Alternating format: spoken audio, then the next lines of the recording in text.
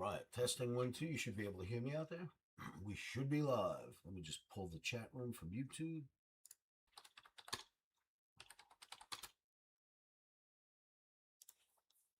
Okay, pop out, sir. Very nice.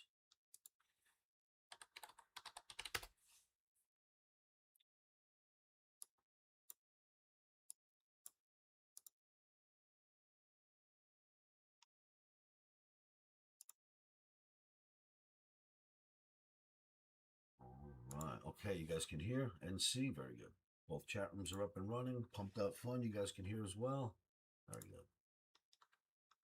Well, all right. So far, markets are acting as we expected. Right? We have S&P rallying.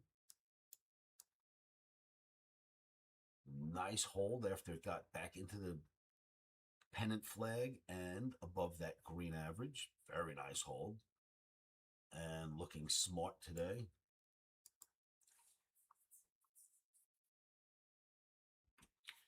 And let's see where this guy went.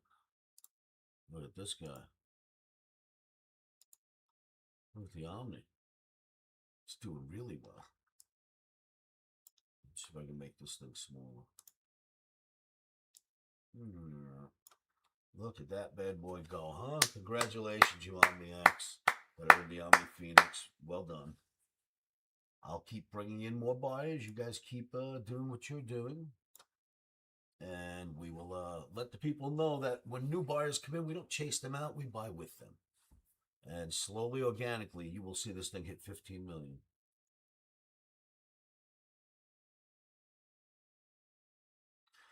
So if you're not in, you should get in because it's still cheap, but it's not going to stay this way.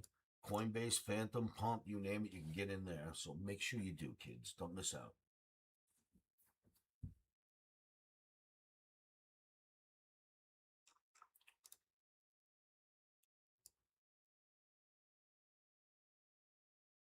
So looking at the board, S&P up strong, NASDAQ up 485, Russell up 15, YM up 169.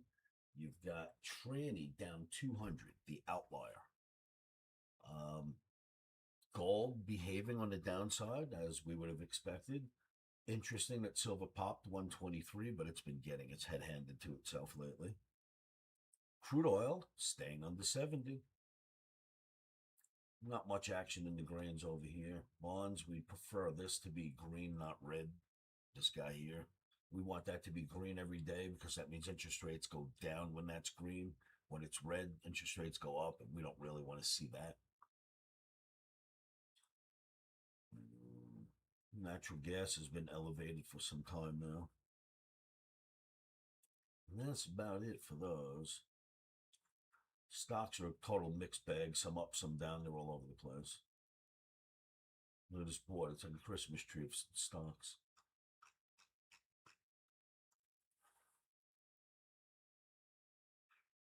OmniCamp was great. You OmniX, make sure you do your homework.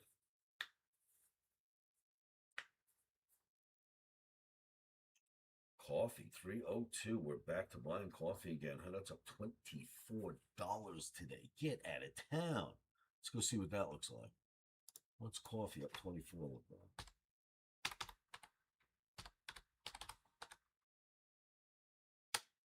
Oh! Dear Lord. What happened in coffee? Look at that thing go. Holy cow. That's a big move for coffee. Stocks up 1,400 points, huh? That makes sense. You know, semiconductors and AI are going hand in hand. They take turns. One goes up, then people say, oh, too much money's been invested in that, and it comes back down, and then the other one goes up, and then they go, oh, these semis are too high, and they come back down, and the AI goes up higher. It's just been that way since AI started. A lot of rhetoric on the street actually makes that stuff move. All right, so anyway, whatever happened in coffee, I'm sure you can look up some news. Something happened in the Ivory Coast over there. That's a big move for coffee. Not that we trade coffee, but I understand a lot of you people drink it. I don't, but I know a lot of people do. All right, so Friday night, I know I'm hosting an Omni camp, but there's something in the middle of that I wasn't thinking clearly when I booked the Omni camp, but it turns out that these two things met together. So Omni camp starts Friday, it finishes Friday late afternoon. Friday night, I take Lisa outside, I sit her down by the table, I get two glasses, I fill them with ice, I break open a nice bottle, put it between us, make it look really pretty. And she's going, "What's this about?" And I said, "You'll see in just a moment." I pour the two drinks. I put one up to her. "Come on, let's have a toast." And she goes, "Okay, what are we toasting for?" I said, "Because tomorrow morning at 11:30 a.m. we were married. It's our 40-year anniversary." And she goes, "Nah, that'd be Sunday." I had it wrong. Nah, that'd be Sunday. Uh-oh, my rig just fell. Get back here, you. My cameras just went crazy on me. Oh, rig just fell again. What is going on over here?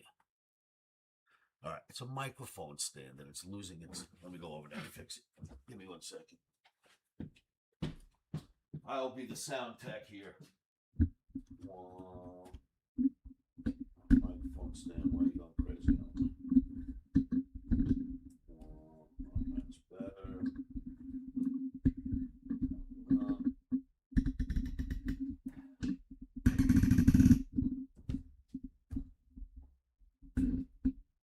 What we got?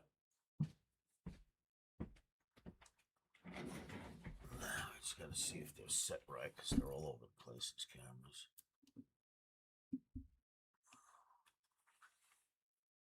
I guess that's all right. Is the camera okay? I can't tell from my view if it's too high, too low, just right. The microphone stand moved.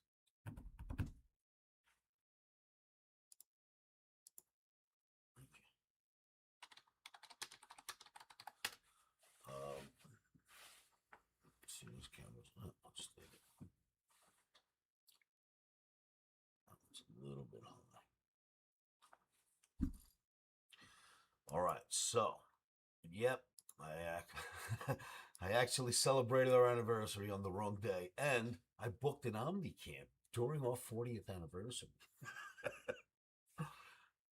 I didn't really mention the camp. I mentioned it. I was going to run a camp, but I didn't actually mention the date. Obviously, my wife never watched the videos.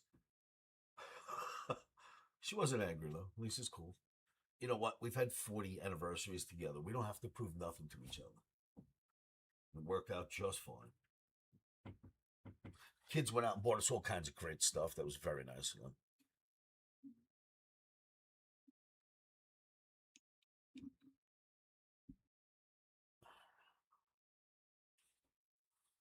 Still a little bit weird on this camera view.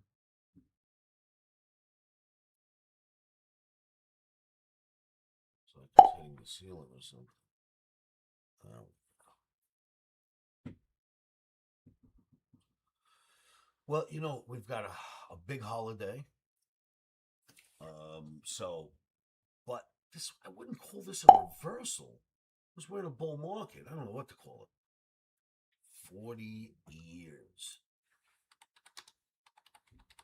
Which I thought was 39, by the way. Didn't realize we were at 40.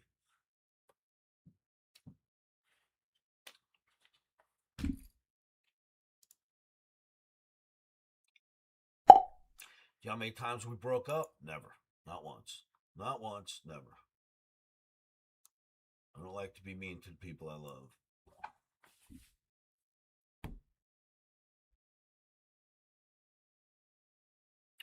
58, Tucker? God bless you. Well, here's the thing. As you know, by 40, do you need to buy each other anything anymore? Does it even matter? You know what I mean? Is there anything that you don't have?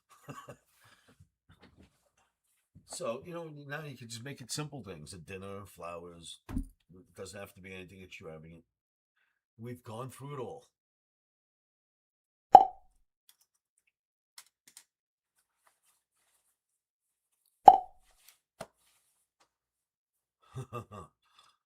Well, thank you. And Tucker, you guys did way better than we did. You got 18 years over us. My God.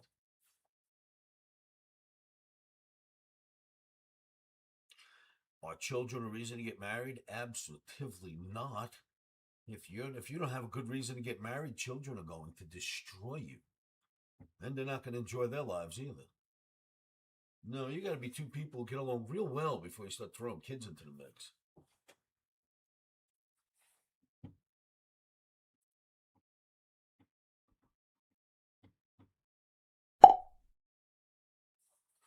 Exactly. Tucker knows. If you're not good friends, the rest of it's never going to be. Lisa, my best friend, everything works out just fine. You know? Uh, so we were together for 12 years before we had kids. 12. Man, we did everything, partied, went out, dinners, you name it, vacations, whatever we wanted.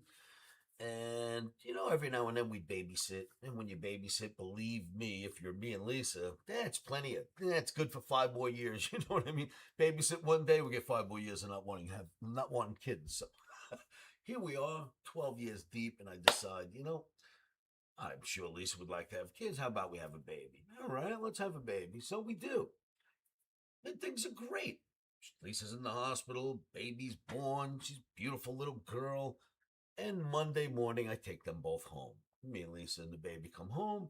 And that Monday night, same first night, about midnight, baby's crying. And me and Lisa looked at each other and went, she's never going to go home. She's never going to leave. What did we do? What have we done? This one's not babysitting. She's stuck here. And that was that. Now we have three of them.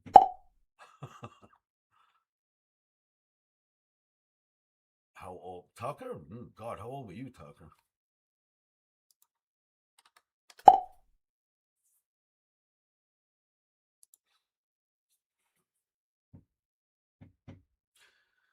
So I've got lots of newspapers that I didn't get a chance to read a lot of this weekend, and that is so not like me. Even if I go on vacation, I read the papers on the weekends. I didn't get a chance to read them this weekend. Well, I skimmed through them, but I didn't actually read them. I don't know what's going on in the world. 78 years old, Tucker. God bless you. You have kids? Well, you have adults that used to be kids?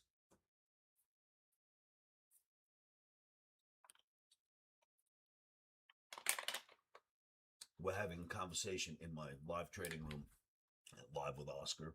A few people on Pumped Up Fun and on YouTube are wondering what's going on here, or Twitter. Just come to Live with Oscar and join the room. And that room's always open. All right, so here's the thing.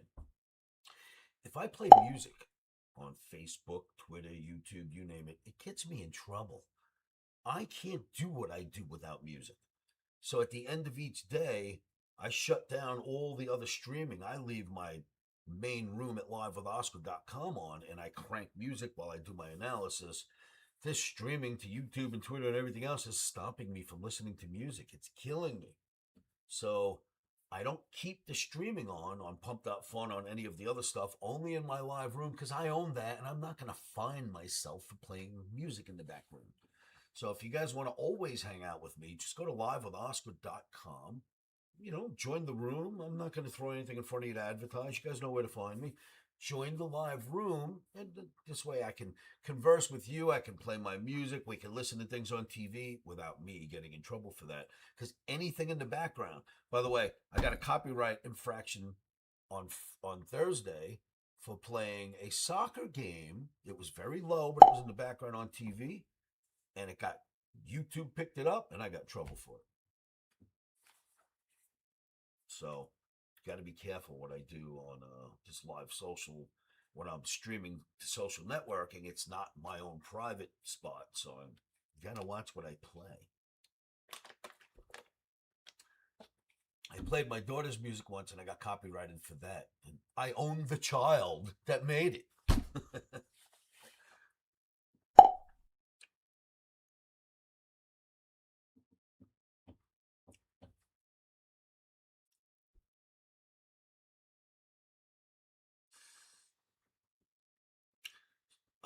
Tucker, I don't even know what to say. I read it and just didn't say anything.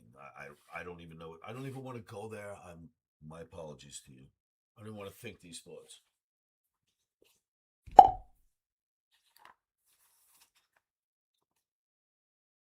All right. Instead of reading the news, we'll see what this says.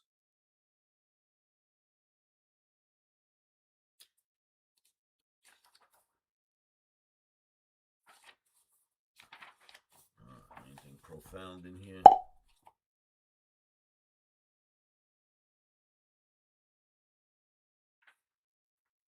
Anything profound in this book? Everybody is ignorant only on different subjects. It's not so.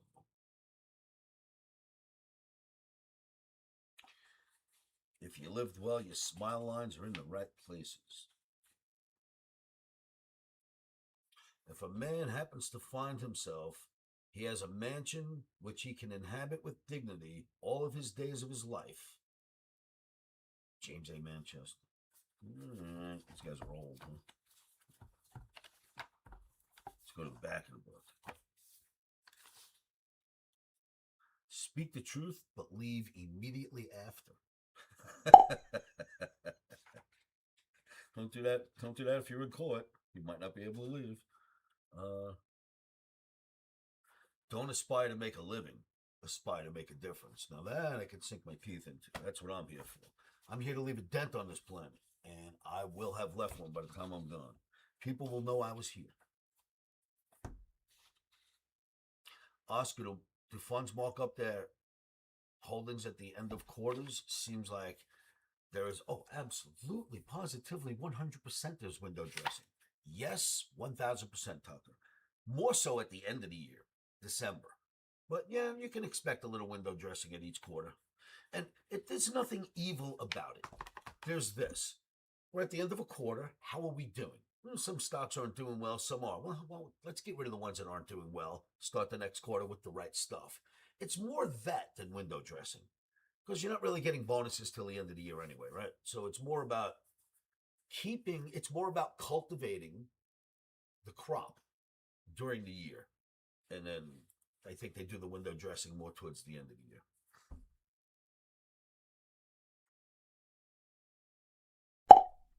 I can't type in the pump room. I don't know why. I've tried, Tron. It won't let me type in my own room. Sorry, Cube. It just keeps denying me every time I try to type. If you want, type to me in the live trading room.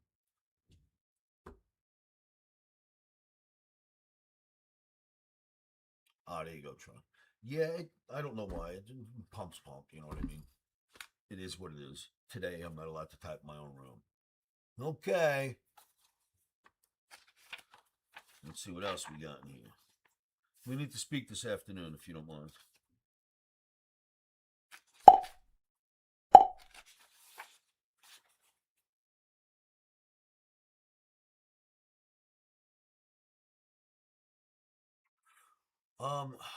It's not a bubble yet.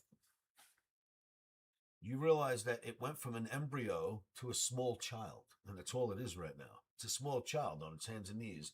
Didn't learn to walk yet, AI. It's not a bubble yet.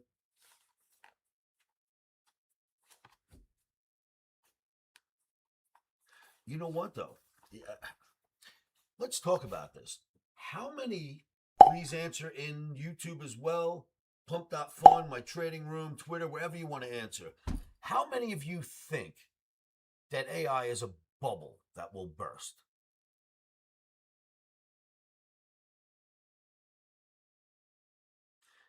How many of you think that that's the case? You believe? Okay, how old are you, Eddie? I'm only asking for one reason. Is if you were around paying attention to markets, so you were. If you were paying attention to markets in 2008, 9, and 2001 especially, were you watching in 2001 the internet? When we had the internet, I don't know what you'd want to call that one. All right, so the reason why most traders out there, or even bystanders who don't trade but are watching AI from the sidelines, think it's a bubble, is because they're confusing what the internet was with this AI move. The internet was made up of a bunch of nobody shysters who didn't know what they were doing, who didn't have money, with AOL sitting on the top of it and, Netscape Navigator, and mostly shyster type business. You would have businesses that weren't even on the internet and they put .com at the end of their company name and suddenly got $500 million. And stocks, if they wrote .com at the end of their company, people plowed money in, and that was a true bullshit bubble. Fake bullshit bubble. It absolutely was. It was nonsense, and the market settled itself down by what? Bursting. Went up to 2001. The bubble burst. The internet stocks that were nonsense, that were never anything to begin with, all went bankrupt. And what was left? The Googles emerged. All the smart companies, the Yahoos, everything like that emerged. Big dollars went into the internet. Smart companies went into the internet. There was no more bubble. It became the world. Am I correct so far? Do we agree with that assessment? Do we agree with that? Okay. Now let's take the AI bubble, if that's what you'd like to call it. I'm never going to say those words again until it gets to be a bubble. This AI revolution that you're seeing is built completely differently. This is built on the biggest companies in the world putting in trillions of dollars towards one effort. There is nothing fake here at all. There are no BS.ai companies that are getting $500 million or $2 billion, and they're not even in AI.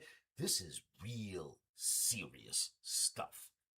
There are some AI companies out there that people have money in that won't do well. That's the way the world works. This is not a bubble.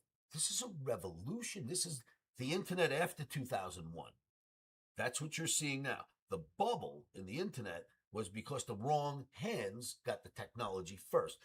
If anyone remembers the internet from 94 to 2001, you turned on anything, you turned on any camera, and what you seen was some disgusting guy with a schlong in his hand.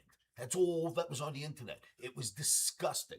If you searched for a t-shirt, you got a wet t-shirt contest. If you looked for a bottle of water, you went to some porno site where they use water. It was disgusting. I mean, there was no way you could go without being tricked or robbed. Then we started putting in guardrails after 2001. Thank God Google came up. All the big stuff started to come out and put some guardrails in place. And first thing they said was, if you're going to search, if you're going to create a website, you're going to put a whole bunch of fake tags in the back of that website and make people go to your website that didn't want anything. That doesn't happen anymore. Your website will be sent to the bottom of the list. They started making guidelines. They started making it where just putting a whole bunch of words like bottle of water, fresh water, water from water that's been put in a bottle, bottle, get your water here. But meanwhile, it's a porno site. But they wanted to get people searching for water. That was all stopped.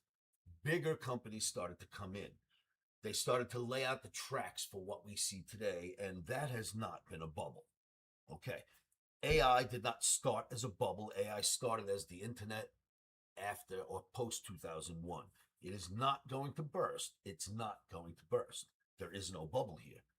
It's just building out into a new industry. Here's what will happen. Certain companies that have come up, that are going to get really big, that are going to feed this internet revolution, they will all go out of business once the internet finally reaches a point where we don't need so much more new stuff. Right? When all the data centers are built out, the chips have been done, and there's 87 chip factories, and they don't even have half their chips sold anymore. We will reach that point, but that's not a bubble. That's then excess supply. That excess supply will dry up, and we will continue higher. This is not a bubble. This is a revolution. If you guys are not paying attention, I'm 44, almost 45 years deep watching. This is a revolution, not a bubble. Huge difference.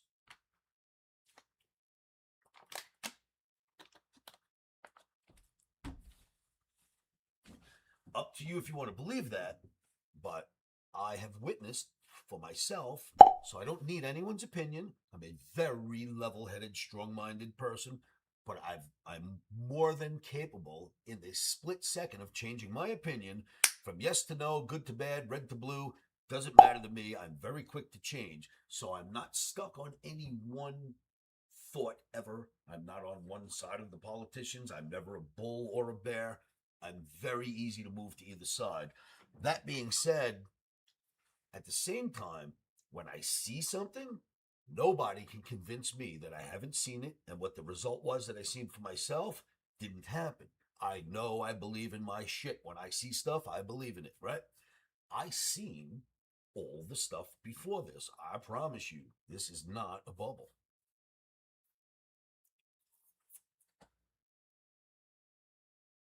Tron, I worked with computers. I started to learn how to program computers before you can buy a computer. When there were huge mainframe IBMs in a big air conditioned room with reel to reel tape, I used to program binary code and zeros and ones as a 12-year-old kid. I've always been into the computer revolution. And I let everybody know when that started, it was not a bubble, it was a revolution. I did actually, if anybody remembers me or hung out with me or used to receive my recommendations via fax before the internet, and then the internet, I used to send out recommendations on the internet right afterwards as soon as it started. I always was on the wow, this bubble is going to burst side of the internet until 2001.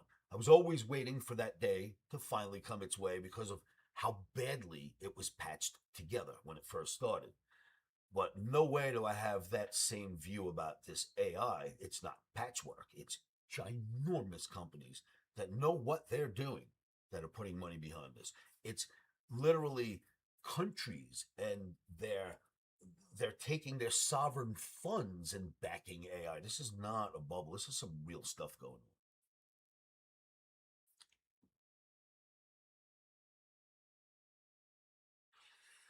As far as BTC is concerned, Eddie, I don't know what to say about it except for if I was to call a market that's going to go to zero, I'd put up a chart of Bitcoin. it seems to be detaching from other currencies now. Now, I'm kidding about zero, but I think we're going to see 40, man. I don't like what I see at all anymore. And you must understand, I've been a holder of Bitcoin for 14 years. I don't know if it's been around for more than 14 years, maybe 12 years. I've been holding it since the beginning. I believe, I am a firm believer, but I also believe in charts more than I believe in anything else. I believe in the charts all the way to 124. Now at 124, I wasn't even, I took a little bit of profit. I wasn't willing to even get out there because I expect it would reach 200 in a year or two, 3 years from now. But the amount that it's come back down, it's reached levels that I guess let's call it this way. If I did a year-end call in the S&P and we reached a specific level that broke that call, well, we reached that level in Bitcoin. Had I made a year-end call by now, I'd be telling you that year-end call is negated and it's broken through the stop level. So for me, that made me say it's time to exit Bitcoin, get back in if it gets cheaper or goes up. I'll jump right back in again. But we reached a chart point that made me say, that's it. You know how to do this, Oscar. You don't just sit through this. You get out. You react. So I did. Should have reacted at 126, but once again, I'd expect to get out of Bitcoin for 10 more years. I never thought we'd be at the spot we're at again. So here we are.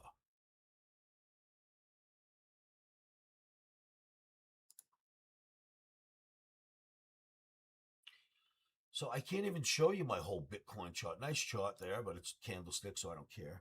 I can't even show you my Bitcoin chart because it won't all fit on the screen anymore, but it is bad. Well, let me see if I can take you back.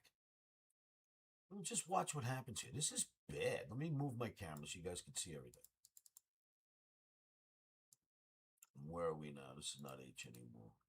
All right, first of all, let's get this chart right. Let's get some of these things fixed up.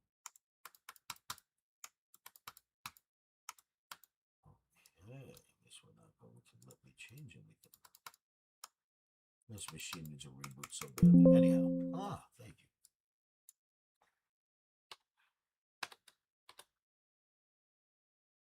No, we're in June right now. All right, so Let me see if I could show you how this works out.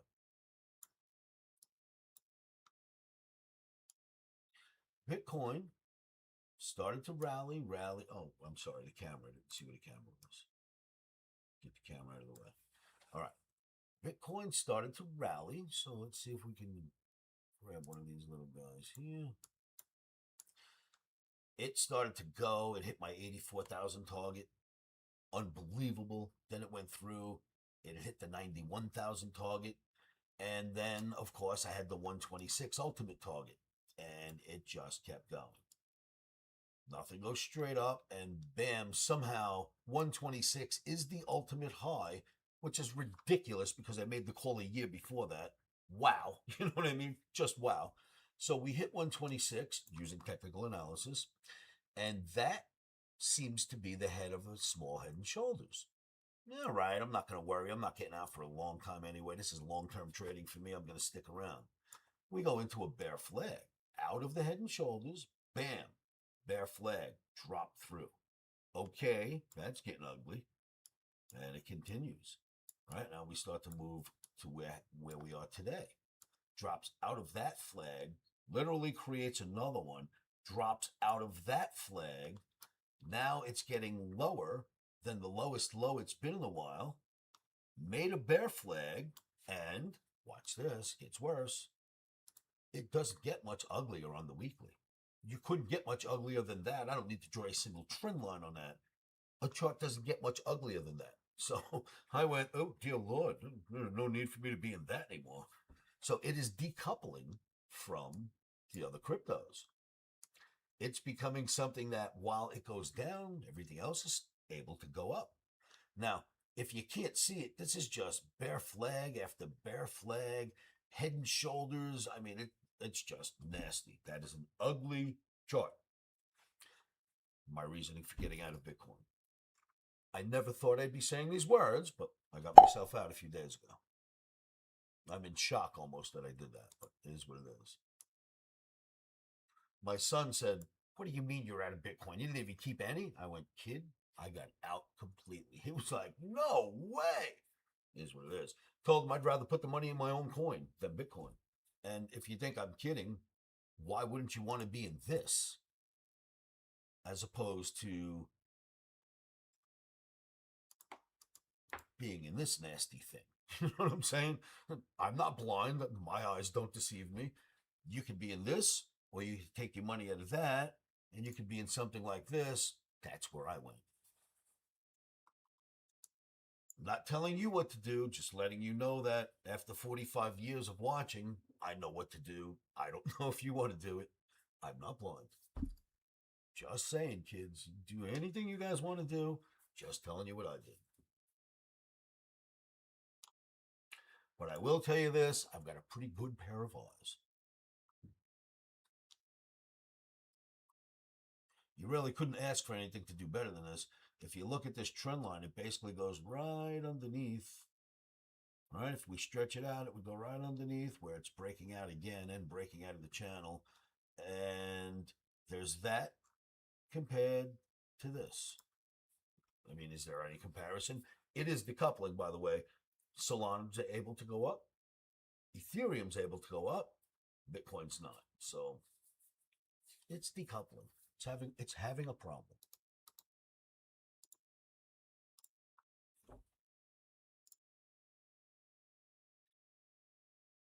Any thoughts on that? I mean, I got nobody writing anything back to me. I'm in shock. Aren't there any people in Bitcoin?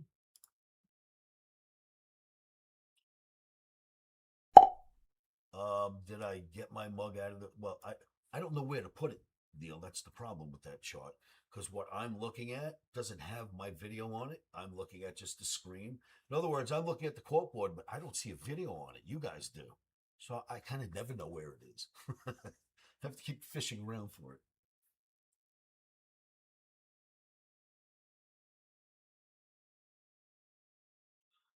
What are you showing us, Eddie? This is. Oh, but if I click it in here, it'll open up in the chat room, which I don't like. So let me see if I can copy it. Launch it somewhere else. Let's see what you put in here for us, Eddie. New window. Oh, his straight's open? Let's go look. We'll look at that in a minute. If you're a Christian thinking about starting a business, don't. Starting a business is a terrible idea. 95%. So coming back to this point that we were talking about, a lot of people won't even know what a bubble is. I think you've done a good job of explaining. A bubble is when everyone gets excited, they all see something obvious, They plow their money in, the stocks go up, and then if you look at the graph that's in front of you there, which shows the history of asset bubbles, eventually there's a big collapse. Yeah. And you're saying that the collapse is on the horizon. Yes. And what does that mean for the average person? What's going to happen? What's going to happen is the high flyers will probably come down a lot. The high flyers? The stocks that have gone up the most, AI and the more exciting stocks with the biggest moves, historically would be expected to come down the most. From these unprecedented levels, a 70% decline would not be unexpected. Too much. So a 70%. Stop. A 70% decline? Oh, get out of here. Why do you listen to nonsense? Don't listen to nonsense. It's not going to do you any good. All right. If he would have said a 20%, something that makes sense, you can listen to that. A 70% decline. We're going to go lower than we were in 2008. That's just a crazy person. Don't listen to him. He's too old. Be a little more realistic.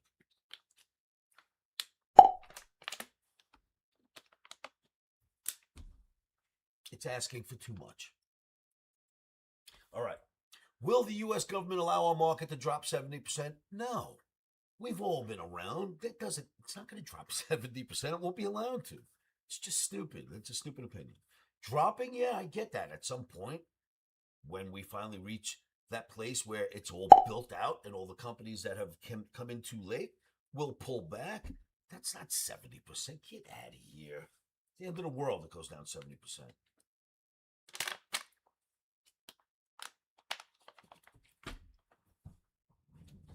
I don't believe people that call for the end of the world. I believe people that have technical opinions.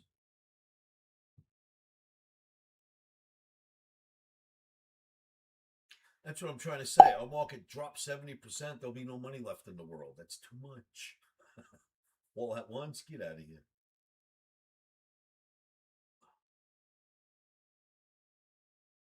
Too big to fail. Our market's too big to fail, buddy. They're not going to let that happen.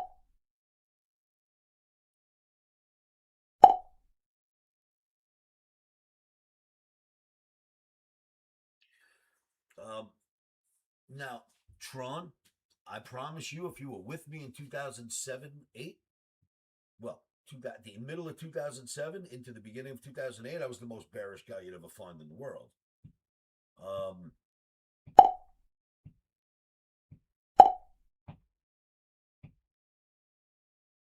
Yeah, okay. I was bearish when it's time to be bearish, and I'm bullish when I should be bullish. You know why? I only use the charts, and most people are bullish or bearish because they think. I think, and I'm so smart that what I think has to be the truth. That's it. I thought of it. I'm smart. That's what's going to happen. That's what gets so many people in trouble because they really believe they're that smart because they thought of it. I went to college. I went to school. Not only did I get a degree, I went to after graduate school. I got 2 degrees. I got my doctorate. So if I think of it, it has to be right. And that works in a lot of arenas, but not in the trading arena. That shit don't play. I don't care who thinks of it. It isn't right unless you take it off of the chart. I don't care whose opinion it is.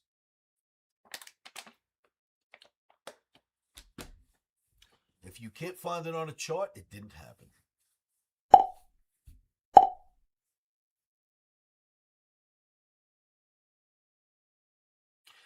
The irony of 2007 is exactly what you're saying. By the time those knuckleheads got bearish, I was calling the bottom. I promise, ask anybody.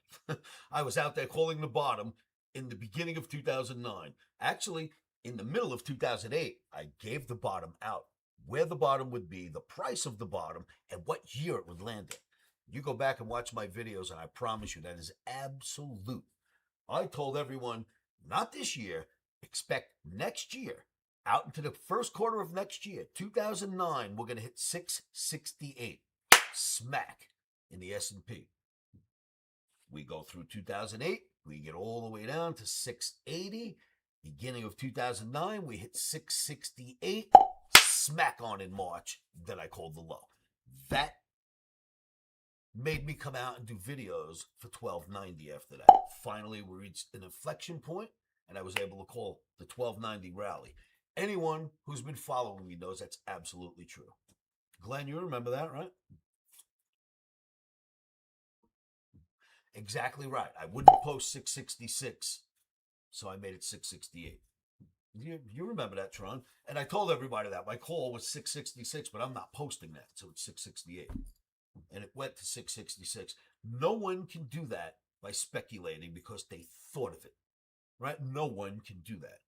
That was me reading charts the same way I read them today, the same way we called the low in COVID, same way we called the low on the tariff day, we called the low when we had the war, when we started the war in Iran. I use charts only. That's how we're able to make these calls. You've been watching me since 2006? Oh, yeah, Slick Pete, you've been around forever, buddy.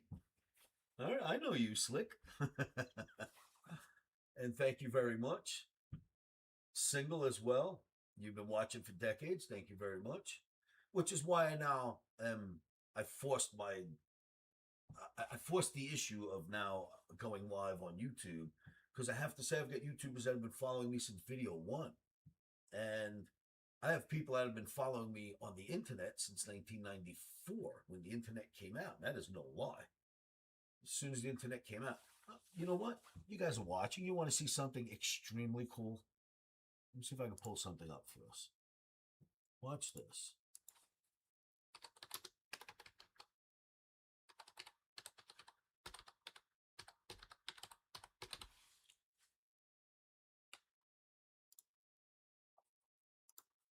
Check this out. If you're watching, let me see where my camera is here. If I can figure out where my camera is, I'll get it out of the way. All right, can we make it small enough? There we go. All right, so check this out.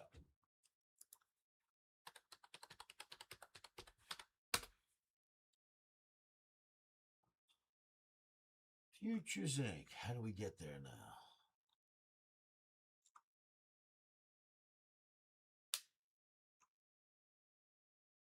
There we go.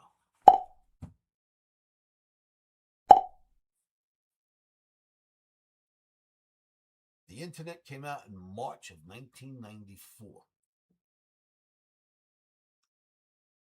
What is that arrow for? What is that?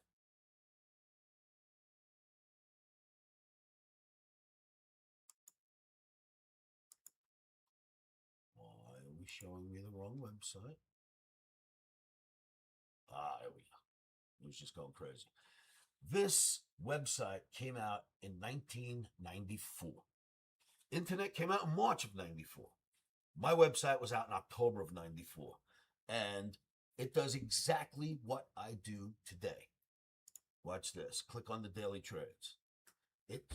Look, corn. Sell March corn at 260. Place a stop at 262.5. Take profit at 254 within the next 1 to 2 trading sessions. Crude oil. Buy Feb crude. Place a stop. Blah, blah, blah. March S&P. Soybeans. The exact same thing I do today, with the exact same method I was doing since the 80s. In 94, I was able to go right on the internet. The first year the internet was out, so was I. I have not missed a single moment ever. I've always been on the internet since. Always had a trading website ever since that day. And, you know, it was kind of cool. Let me see what this was. You can still click on stuff. The Wayback Machine is so cool, isn't it? It's when I used to offer full service brokerage. This says, look at this. This says, call now for full service brokerage at discount rates. Do you know how much I used to charge people? $50 a round turn. That was discount rates in the 80s and the 90s. Then we all actually went discount at some point, and I stopped doing it because there was no sense in it. But yeah, I used to charge them $50 a round turn, and that was called discount. Other people were charging 120. Isn't that insanity? I was laughing because it was a discount back then, but just to say those words right now, it used to be like $120 to do a round turn, one lot. It was insanity. You could have emailed me back then. It was pretty sophisticated. And then, if I can find another version of the site, I started to update the site, and I was able to, let's see, I think I started to call it something else after that. I called it Futures Traders Inc. I think I switched to Futures Traders Inc. Possibly. Let's see if it was that. Oh yeah, Futures Traders I switched it to. And you gotta wait for it to show up. I'm looking at the Wayback Machine. I saw you were looking at that the other day on your laptop, and I was looking around. It was like a website from 1996, I think. Yeah. What's this doing? All right, come back to me. If we have filters, like for the paper ones, they'd be in the closet. I know we have them. Because this one up here is a paper filter, and then your smaller one's a paper filter. Yeah, we definitely have them. Speaking of filter, when's the last time we changed the one by the kitchen Oh, and this- living room? This is weird. 1 second. It brought me to my current website. Oh, wow. It rerouted us to the current website. That's how you know for sure I own that last one, huh? That's weird. Anyway, just thought I'd show you. I've been on the internet since the internet started. Now, Mikey, filters for the air conditioners. Let me just think. I know we have them.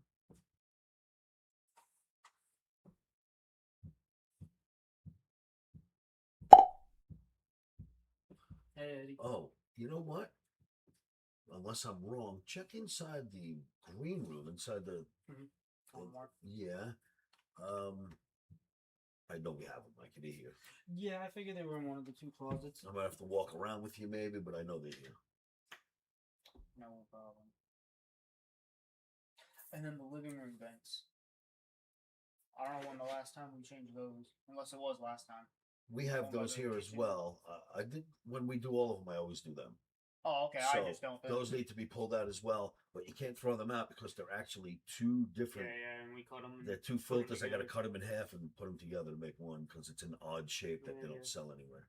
Usually, if Lowe's doesn't have your size, Home Depot does. They do that thing on purpose, but neither of them have that size. It's just a weird size. You know, we should have checked Bunnings. We could have shipped them to us. Bunnings. The red Home Depot and Lowe's. That was cool. That was a great store. In Yeah. Australia. Yeah, we got lucky there. Mm-hmm. Hiya. All right. What time is it, by the way? It's 2:12. It's early still. The transportation's getting hammered right now. Well, let's see. Oh, yeah, we were supposed to check something. Could be this. How's the Straits Monitor doing? It's closed. That's where the problem is. The Straits closed at the moment. I seen it opened and closed, then opened, then closed, then opened since yesterday morning. No, I'm not exaggerating. These people look just crazy. It's closed right now. 485 vessels in waiting. There were 5 trying to go through, but they closed it. And that's that.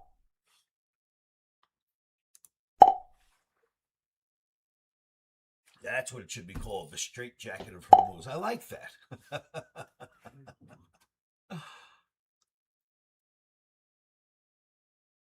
Well, Eddie, I don't listen to any opinions at all. I mean, I promise you that if Warren Buffett sat next to me and said, Oscar, you should get long blah, blah, blah, because it's going to go blah, blah, blah, I would say, can you show that to me on a chart? If not, move on over, buddy. I don't want to hear about it.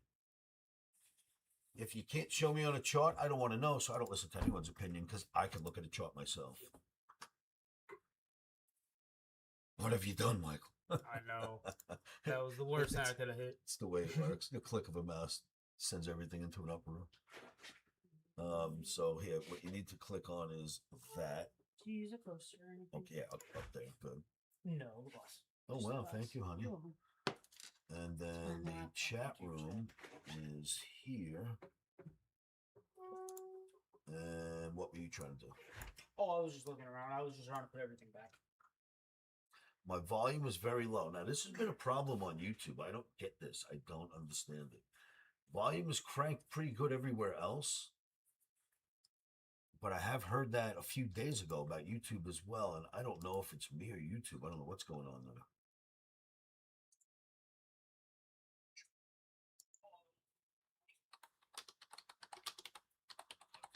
How about you? Is your volume okay?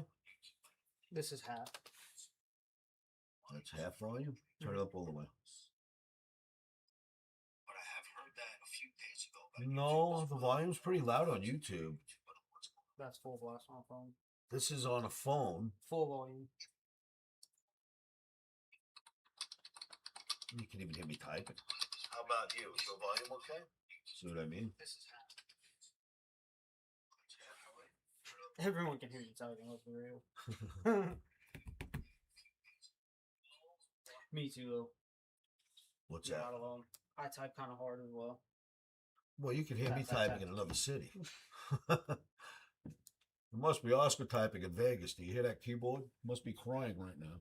That was the earthquake.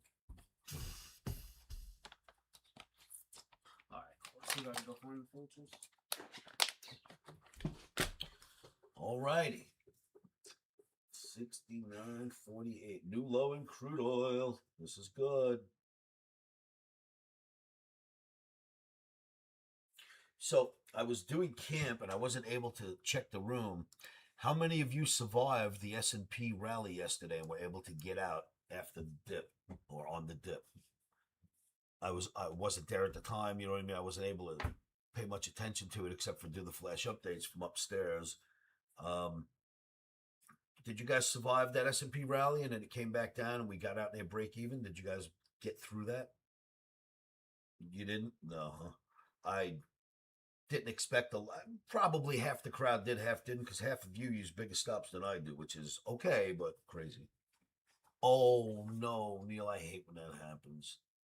You were stopped by 3 points. I'm sorry to hear that, Neil. You know me. You've seen me be the absolute high tick or the low tick before. I don't mind getting stopped. I don't like to make history when I get stopped. In other words, history is the highest print of the trade of that day. Everyone in the world gets to see how high gold traded today. If the high is made by my stupid stop, I've made history. I don't like making history.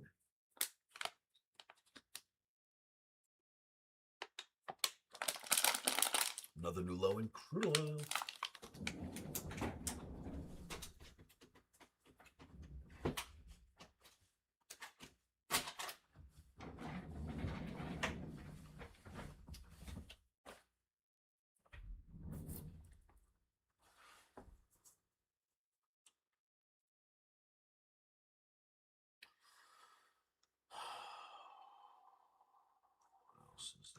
Well, got lots to do, but what else did I do on the screen?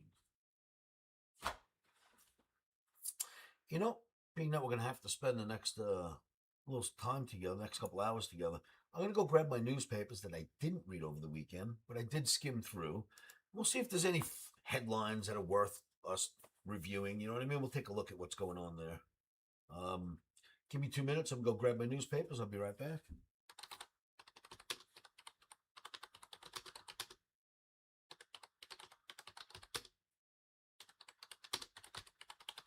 Got to be something we can laugh at in there, right?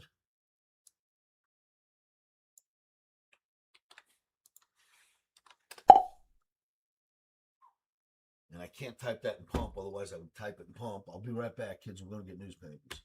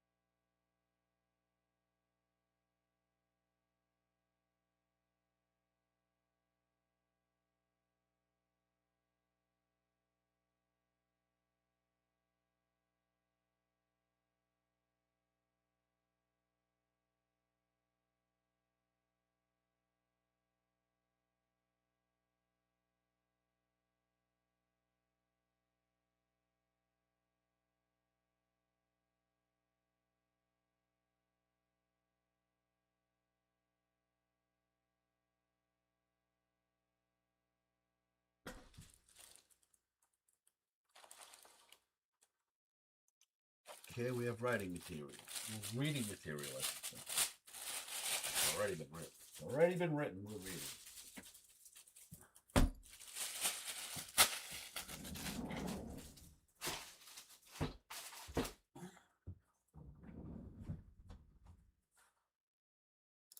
All right.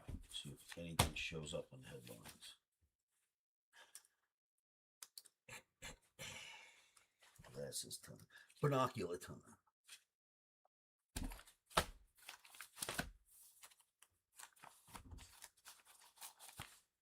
Well, one thing I did read, because it, it affects a lot of people. Venezuela had a big earthquake. Not only did we go in there and free them, but now we're going to go in there and rebuild the place. They're going to love America when we're done. They're just going to love us.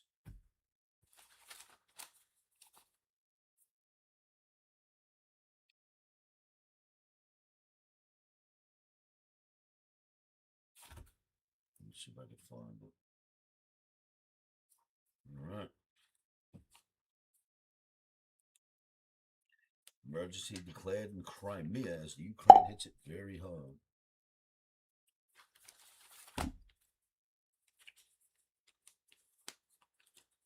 Yeah, you know what? We'll rebuild that whole place for them. They will love us to death.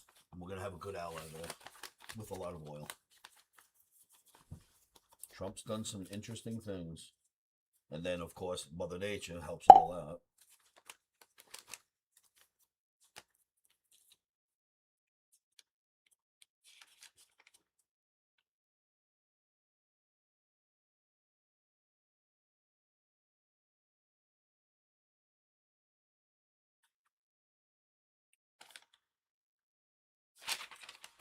All right.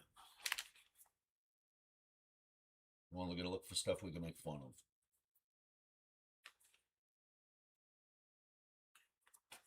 I wonder who they are. Wash just tapped 2 central bank economists as his advisors. Let's see who they are. Federal Reserve Chairman Kevin Wash has tapped 2 veteran central bank economists to serve as advisors, according to the people. Let's see who they are. Daniel Kovitz, who was one of 3 deputy directors at the Fed's Division of Research and Statistics, and Eric Engstrom, a senior associate director at the Division of Monetary Affairs, will advise Wash. Both are longtime staffers steeped in the workings of an institution. Steeped in the workings of this institution. Wash has pledged to retool it. All right. We'll have to look these guys up, see who they are. Let me start. We'll figure out who these guys are. We'll do our research. Oh, crap. I read that paper. We gotta research you. And you.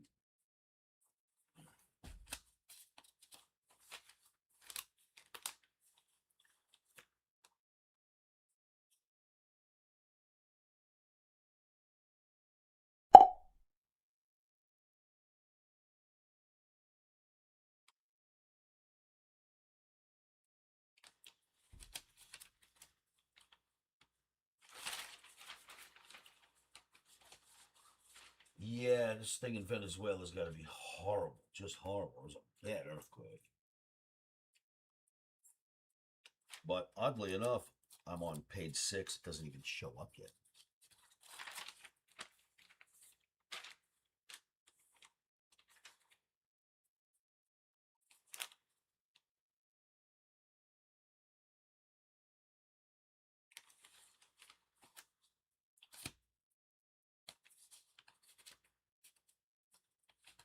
Yeah, finally. Venezuela. What page are we on? They put that on A7. 2 devastating earthquakes have plunged Venezuela's acting president, Delcy Rodriguez, into her first crisis, posing a crucial test of the Trump administration's bet that they can transform the country into a more functional, compliant ally. Hollowed out by years of economic collapse and corruption under Rodriguez and her predecessors, Venezuela's army, civil defense, and other emergency respondents are weaker than ever. Analysts say, blah, blah, blah. Nothing good here.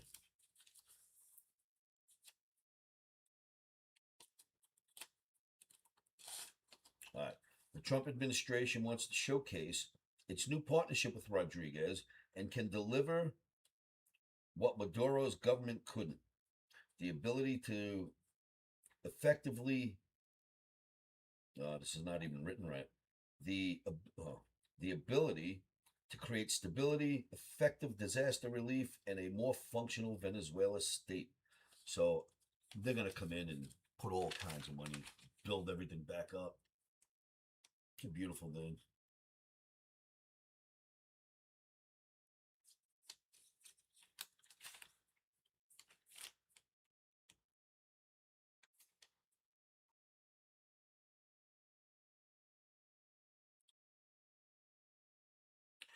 A light aircraft crashed into Beijing's tallest building on Friday, raising questions about how it could have flown into the heart of the Chinese capital. Ask anyone in New York City about that. We know how that happens. We've been there.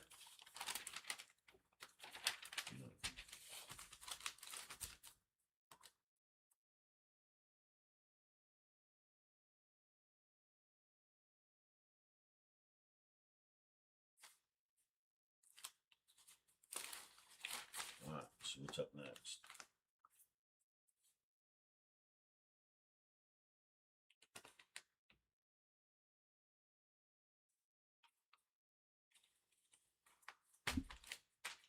See what the IBP has for us.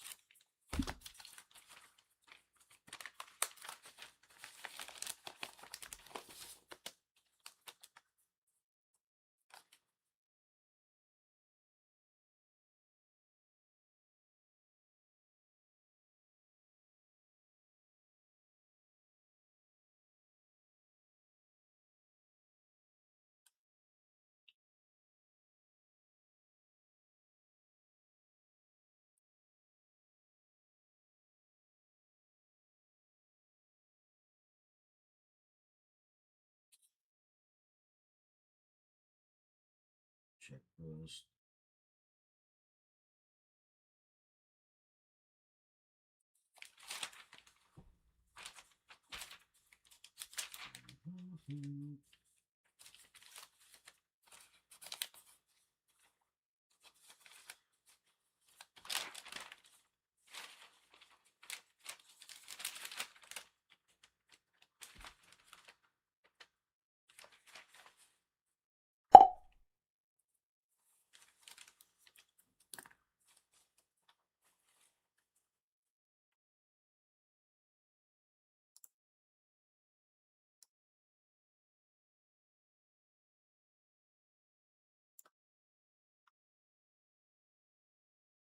You know what, Mega? It's not about that. It's more about this. We just had a disaster, and those damn Americans are living so well, and they won't even help us. You make enemies that way. You just make natural enemies right off the bat. If you're not willing to step in and share some of your wealth, especially when a disaster happens, makes you a boogeyman. And no matter what people think about America, we are not the boogeyman. We help a lot of countries on this planet. Some of them have to be kept in line because someone has to do it, but we help a lot of countries on this planet. And when there is a disaster, do you see any other countries jumping right in? You see Russia going, oh, how can we help Venezuela? You see China helping? Nobody, right? The U.S. always jumps in to help. Why? You can't be the most thriving country on the planet and keep it to yourselves. Everyone will hate you. So we have to step up when something goes wrong. We can afford to step up when something goes wrong. We have the manpower to step up when something goes wrong and the compassion to do it. Why shouldn't we?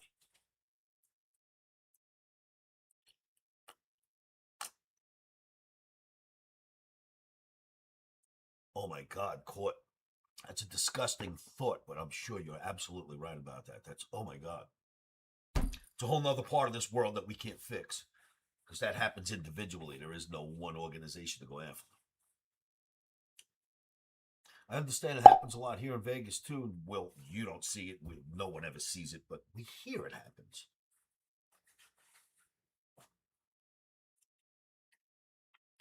So now, are we allowed to like send the National Guard there to help them? I mean, are we allowed to do things like that?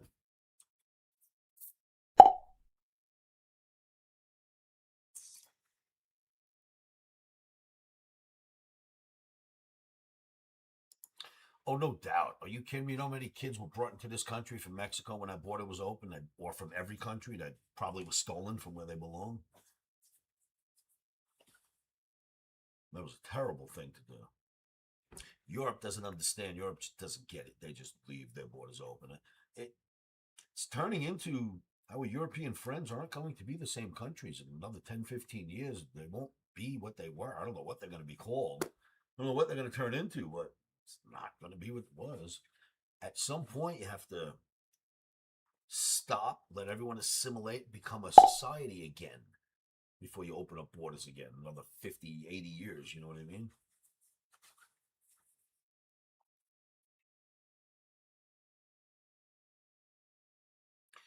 Kids from the Maui fires. Now that I haven't heard about. That if it's happening right here in America, you'd hear more about that. I haven't heard anything about that. Missing kids in America, especially after something like that, would have been really big.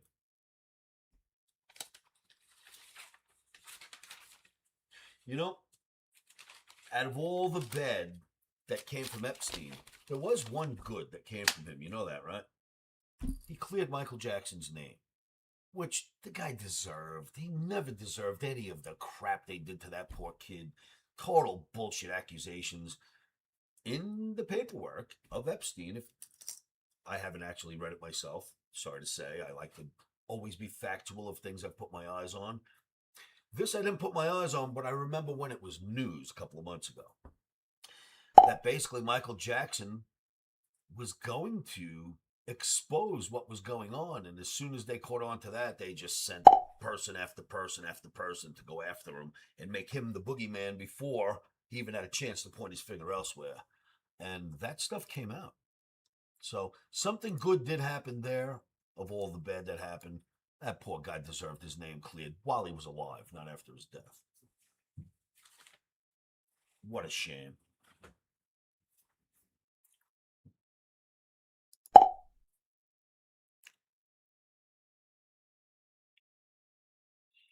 Well, here's what you can tell when someone's falsely being accused of something of that nature. Let's look at, we're all adults, we're all humans. If your brother got accused of molesting children, would you let your son or daughter sleep at his house anymore? Brother or not, believe it or not, would that be enough of a trigger to stop you from letting your kids spend weekends there? Be honest, what would your answer be to that?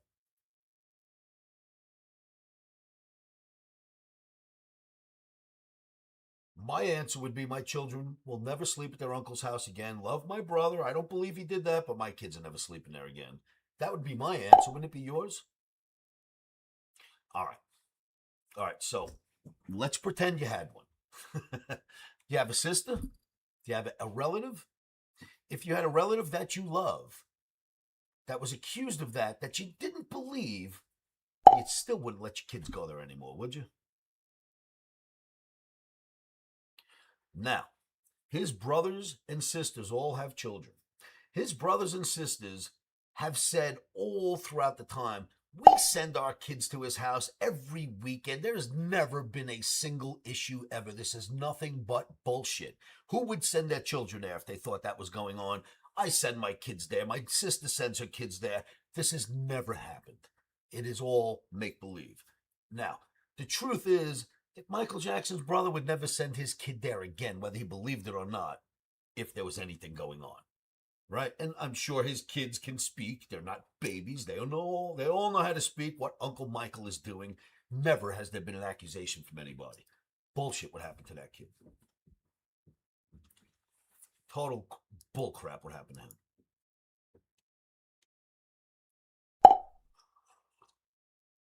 Yes, but if your own family is still sending the kids, you know it's not true. Because I love my brothers. But if I would have thought that, if I would have ever heard that accusation, yeah, I'd go over there with my kids, but they'd never be left there again. Never. Neither would anybody else. So when his family continued to send their kids there throughout his whole life, you know nothing's going on. Family or not, you don't send your kids into danger. Not the average human. So thankfully, of all the bad that happened with that lunatic, some good came out of it.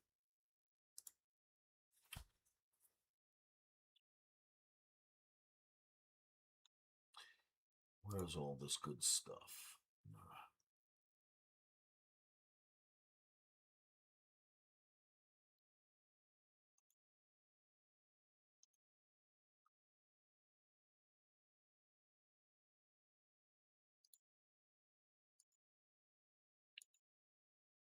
All right, let's go back to the papers.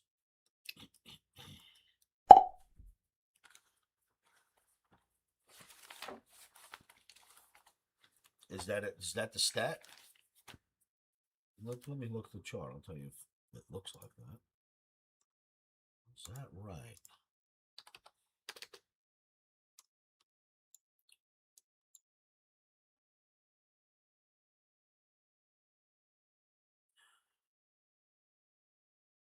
Jan, Feb, March. Well, okay. They're reporting this. Where's my camera? Camera's not in the way. They're reporting after this 3-month period. Yeah, it looks like they had a really good run. That's April, May, and June right there. They had a really good run. You better believe stocks put up their best quarter in years. My God, look at that. You know what this was? This was the day we put the year-end call out. Wabam! For the upside. Right there. Oscar's got a pair of kahunas on him.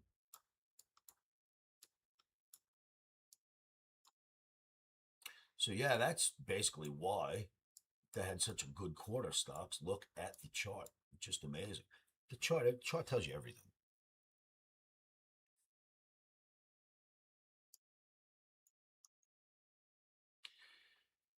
All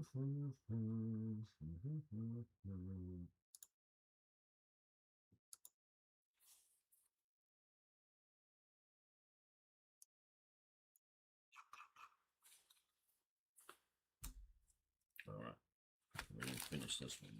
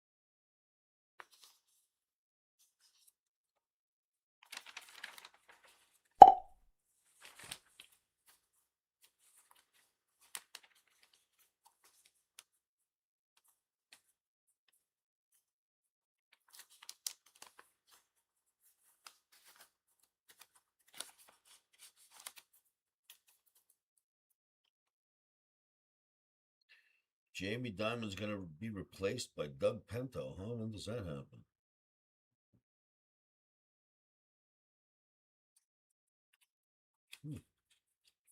When's he stepping down?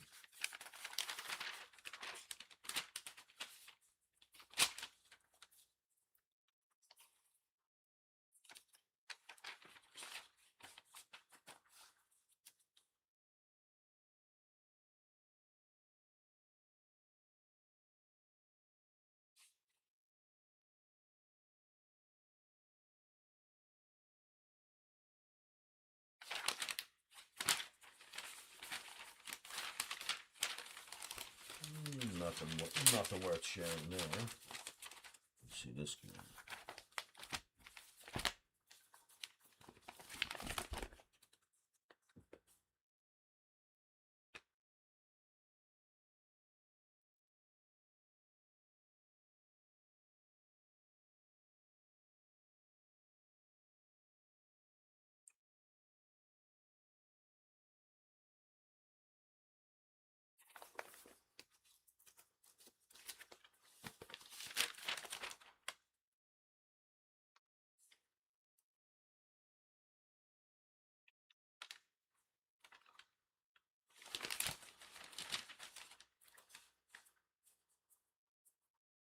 Comedian Sebastian Maniscalco blew out his calves telling jokes.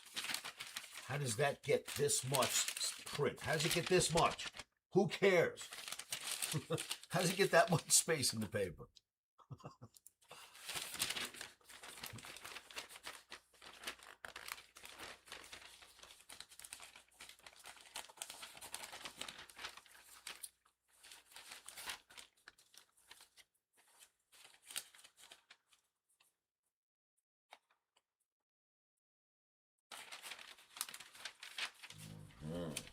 Boring part of the paper.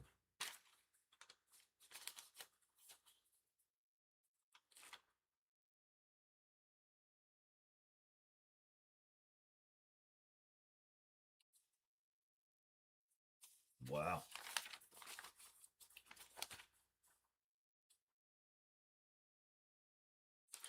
Declaration of Independence. A picture of these guys literally holding the draft as they're going to sign it. Pretty cool picture.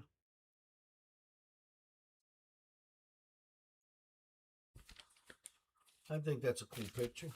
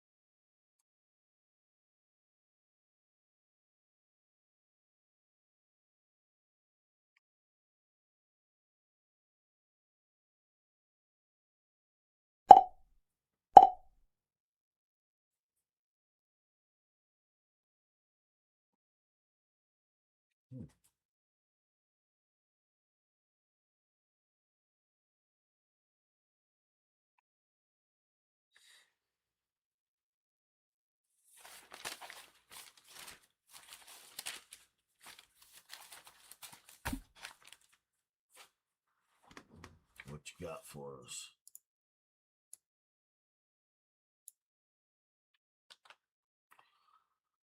Let's see what you're posting. Is it straight open again? Nope, still closed. Americans, the how and the why of our beloved republic are so much better known and understood than the who. The United States of America was born in 1776, but it was conceived 169 years before that. The earliest settlers had watered the New World with much sweat. They had built substantial holdings for themselves, for their families. And when the time came to separate themselves from a tyranny an ocean away, at best it meant starting all over again after the ravages of war. Researching what you're about to hear gave a whole new dimension to my reverence for our nation's first citizens. All others of the world's revolutions, before and since, were initiated by men who had nothing to lose. Nothing to lose. Our founders had everything to lose and nothing to gain, except one thing. Freedom.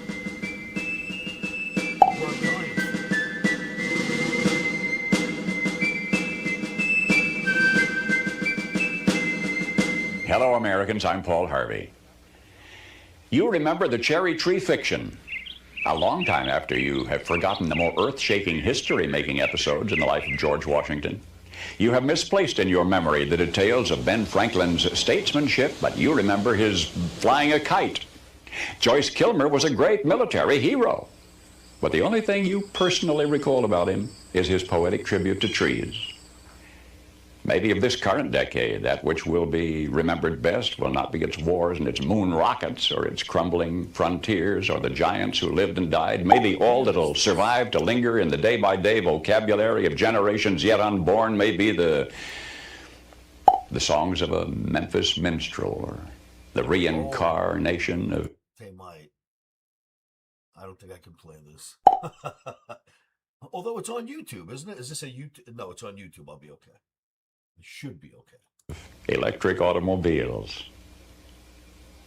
But for any eve of the 4th of July, I, Paul Harvey, do herewith bequeath unto you something to remember. You may not be able to quote one line from the Declaration of Independence at this moment.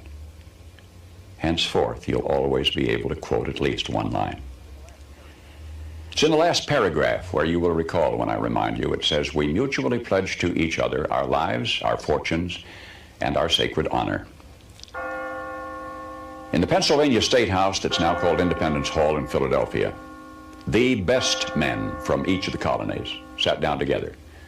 This was a very fortunate hour in our nation's history, one of those rare occasions in the lives of men when we had greatness to spare. These were men of means, well-educated. 24 were lawyers and jurists. 9 were farmers, owners of large plantations. On June 11, a committee sat down to draw up a Declaration of Independence. We were going to tell the British fatherland, no more rule by redcoats. Below the dam of ruthless foreign rule, the stream of freedom was running shallow and muddy. And we were going to light a fuse to dynamite that dam. This pact, as Burke later put it, was a partnership between the living and the dead and the yet unborn. There was no bigotry, there was no demagoguery in this group. All had shared hardships. Jefferson finished a draft of the document in 17 days. Congress adopted it in July, and so much is familiar history. But now, King George III had denounced all rebels in America as traitors. Punishment for treason was hanging. How'd that go? The names now so familiar to you from the several signatures on that Declaration of Independence, the names were kept secret for 6 months, for each knew the full meaning of that magnificent last paragraph in which his signature pledged his life, his fortune, and his sacred honor. 56 men placed their names beneath that pledge. 56 men knew when they signed that they were risking everything. They knew if they won this fight, the best they could expect would be years of hardship in a struggling nation. And if they lost, they'd face a hangman's rope. But they signed the pledge. And here is the documented fate of that gallant 56. Carter Braxton of Virginia, wealthy planter, trader, saw his ships swept from the seas. To pay his debts, he lost his home and all of his properties and died in rags. Thomas Lynch Jr., who signed that pledge, was a third-generation rice grower, aristocrat, large plantation owner. After he signed, his health failed. His wife and he set out for France to regain his failing health. Their ship never got to France, was never heard from again. Thomas McKean of Delaware was so harassed by the enemy that he was forced to move his family 5 times in 5 months. He served in Congress without pay, his family in poverty and in hiding. Vandals looted the properties of Ellery and Clymer and Hall and Gwinnett and Walton and Hayward and Rutledge and Middleton. Wow. Thomas Nelson Jr. of Virginia raised $2 million on his own signature to provision our allies, the French fleet. After the war, he personally paid back the loans, wiped out his entire estate, and he was never reimbursed by his government. Wow. In the final battle for Yorktown, he, Nelson, urged General Washington to fire on his, Nelson's own home, which was occupied by Cornwallis. It was destroyed. Thomas Nelson Jr. had pledged his life, his fortune, and his sacred honor. The Hessians seized the home of Francis Hopkinson of New Jersey. Francis Lewis had his home and everything destroyed, his wife imprisoned. She died within a few months. Richard Stockton, who signed that declaration, was captured, mistreated, his health broken to the extent that he died at 51. His estate was pillaged. Thomas Hayward Jr. was captured when Charleston fell. John Hart was driven from his wife's bedside while she was dying. Their 13 children fled in all directions for their lives. His fields and grist mill were laid waste. For more than a year, he lived in forests and caves and returned home after the war to find his wife dead, his children gone, his properties gone, and he died a few weeks later of exhaustion and a broken heart. Lewis Morris saw his land destroyed, his family scattered. Philip Livingston died within a few months from the hardships of the war. John Hancock, history remembers best due to a quirk of fate rather than anything he stood for. That great sweeping signature attesting to his vanity towers over the others. One of the wealthiest men in New England. And yet he stood outside Boston one terrible night of the war. And he said, "Burn Boston, though it makes John Hancock a beggar, if the public good requires it." Wow. So he too lived up to the pledge. Of the 56, few were long to survive. 5 were captured by the British and tortured before they died. 12 had their homes from Rhode Island to Charleston sacked, looted, occupied by the enemy, or burned. 2 lost their sons in the Army. 1 had 2 sons captured. 9 of the 56 died in the war from its hardships or from its more merciful bullets. I don't know what impression you had of the men who met that summer in Philadelphia. But I think it's important that we remember this about them. They were not poor men. They were not wild-eyed pirates. These were men of means. They were rich men, most of them, and had enjoyed much ease and luxury in their personal living. Not hungry men, certainly not terrorists, not irresponsible malcontents, not fanatical incendiaries. These men were prosperous men, wealthy landowners. They were substantially secure in their prosperity. They had everything to lose. But they considered liberty, and this is as much as I shall say of it. They had learned that liberty is so much more important than security, that they pledged their lives, their fortunes, and their sacred honor. And they fulfilled their pledge. Wow. How about They that? paid the price. And freedom was born. Damn. Did anybody know that? Hey, Strait's open. Woo! Told you this thing opens and closes 4 times a day. Strait's open. 28 ships passing at the moment.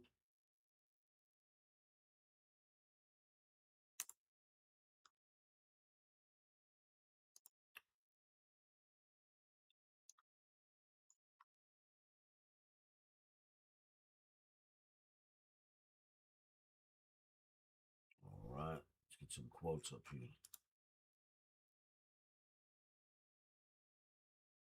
Well, that was interesting. Wow, did these guys sacrifice for us, huh?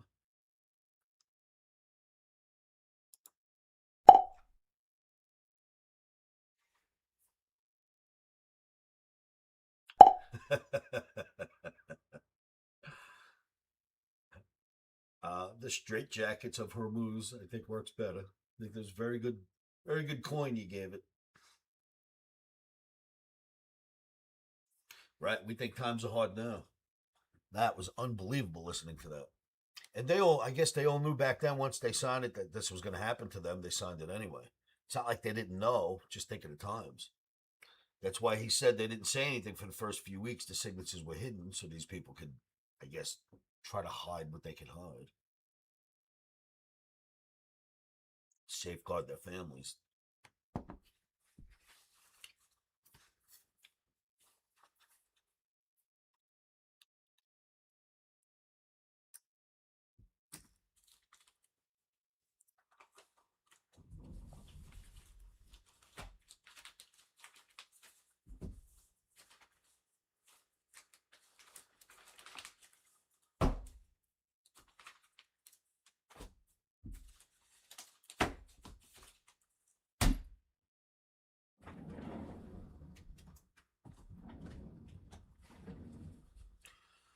How could it only be 3 o'clock? I guess I just came back from an Omni camp that beat me up pretty good. That's why it seems like a long day.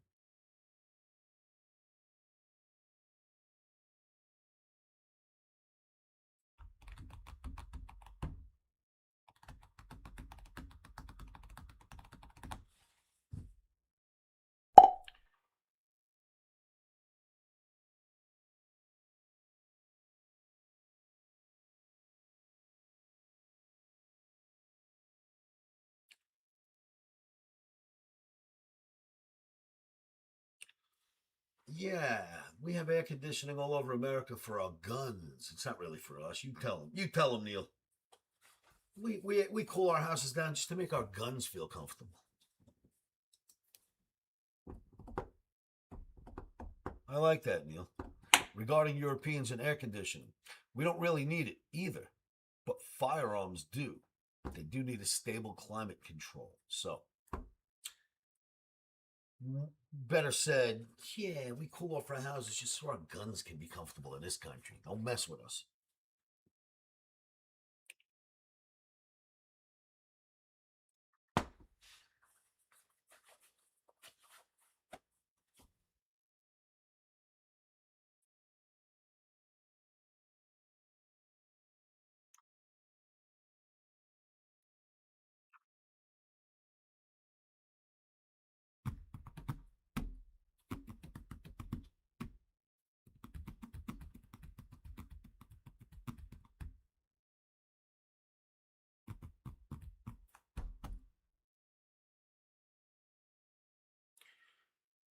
Soccer on at the moment?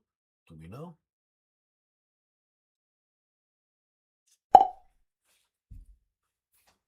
Well then, let's get the game on in the background. See what's going on.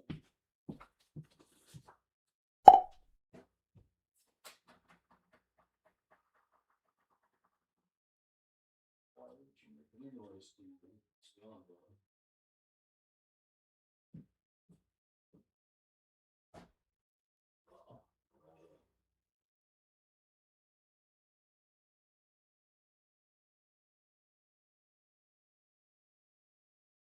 Well, these Norwegians sure look like they're having fun.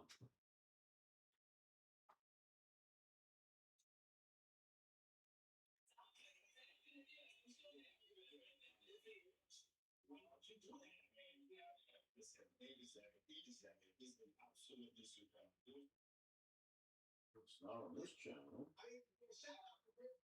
Right. World Cup. This brings us to our question of the day. Do you agree with the Supreme Court's decision that allows schools to have separate sports teams for boys and girls based on biological sex?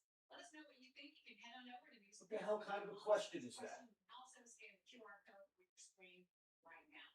So far, the results are 94% say yes, while 6% say no.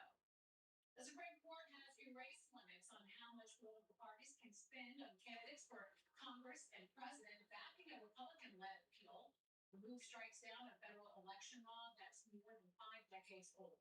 The limits tries to prevent large donors from skirting How come I can't find this on TV? contributions to a candidate by directing unlimited sums of money to the party.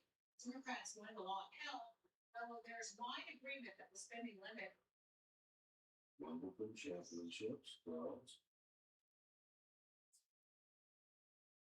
You know what? I'll leave this on.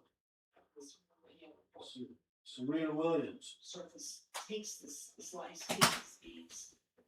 We'll see if the double falls. So it could be because she is getting a little bit more.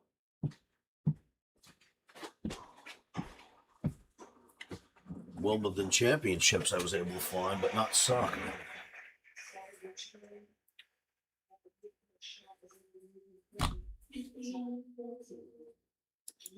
Didn't that game end already, Neil?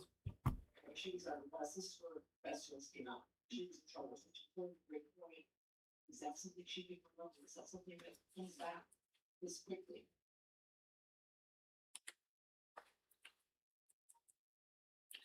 What's the score of the Ivory Coast Norway game? Cote d'Ivoire lost 2-1 today against Norway. It's over.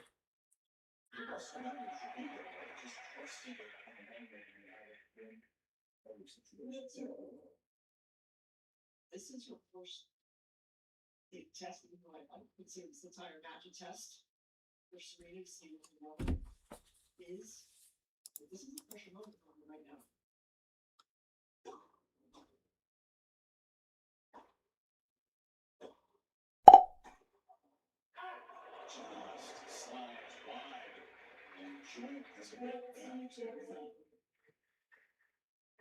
First one of the match. You know what? In soccer, you don't need anything more but the last 5 minutes. You know what I mean? That's the guys finally get a little tired. The goaltender gets a little tired. Somebody scores. Most games, the first hour, first 40 minutes of the 90 minutes, not a whole lot going on. Everyone's getting to know each other. Yeah. So I usually follow hockey. What do you need to see in hockey except for the last 5 minutes? You need to see that whole game? No. Basketball, same sort of sport. Last 5 minutes is all you really need.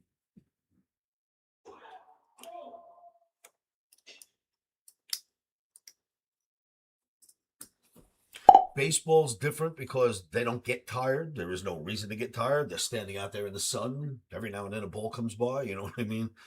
Baseball's a little different than that. It's not at the end. You just never know when it's going to happen. Pitchers do get tired, though. It's about the only one.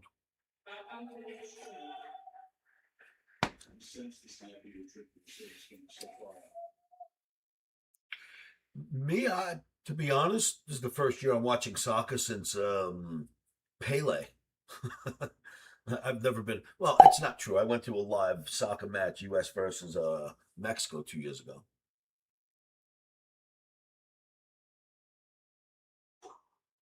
There are no commercials in soccer. That's why when I do watch it, I don't mind it. Is Tesla going to $4.99? Benji, I think so. Let's pull up the chart. Oh, I don't think I have it on this machine, do I? Let me see if I can. No, it's not up on this machine. I got it on another machine. Let's just we'll do it the way everyone else in the world does it.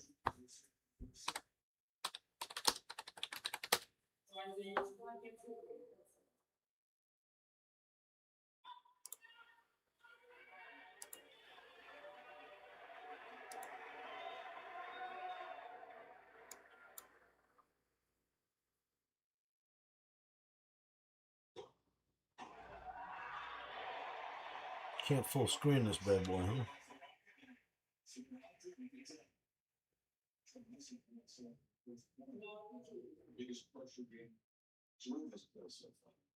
Nice structure to it.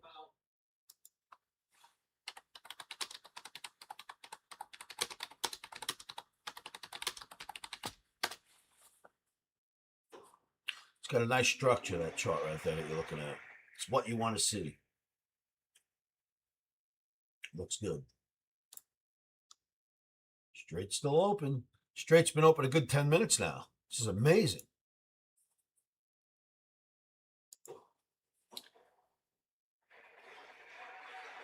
What's all this clapping for? Who's winning this game?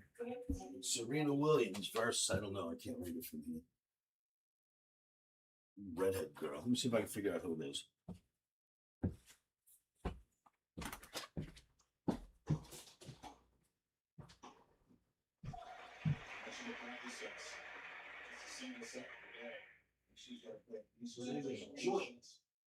This match. Like marijuana. Joint.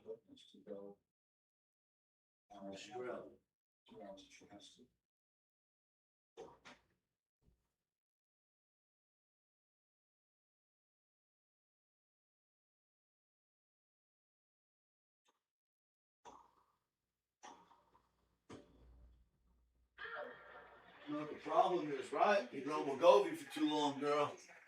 That stuff is not good for your muscles. Getting our ass kicked. Too much Wegovy, if you ask me. New high NASDAQ, new high S&P, Russell. Transportation is now only down 129. It was down over 200 earlier.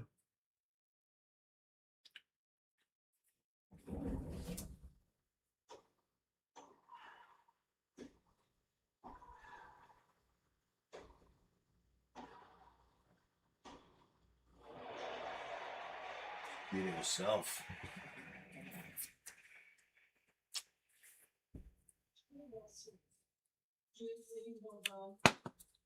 Making returns. Sort of rush, have a great concept to data convert. I want it right now.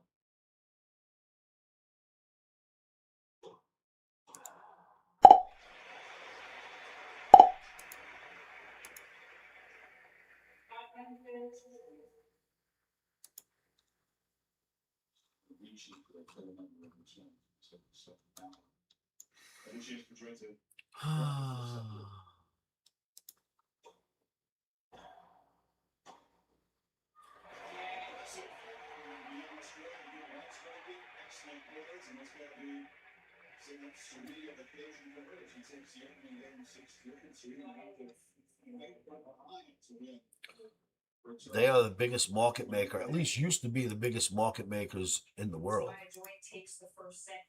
Susquehanna. I've done a lot of their business over the years. Yeah, I'm guessing she's sitting at the switch of her. Meaning the first game of the match, she had two great looks at second serves and put them in the net. That is not vintage Serena Williams. Like, what can we expect? What can we expect when she's been sitting out for close to 4 years? Trading giant Susquehanna Investment Group said it was attempting to unmask the identities of individuals it claims made at least $100 million trading on inside information about a Chinese government crackdown on cross-border brokerages last month. Wow, last month alone, huh? Good trading. The Pennsylvania-based market maker, told you they were the biggest market maker, which says was the counterparty on most of the alleged insider trades, sued 100 John Doe defendants in a Manhattan court on Monday. Susquehanna is seeking to recover more than $70 million it says it lost to whatever it believes is one of the largest insider trading schemes in recent memory.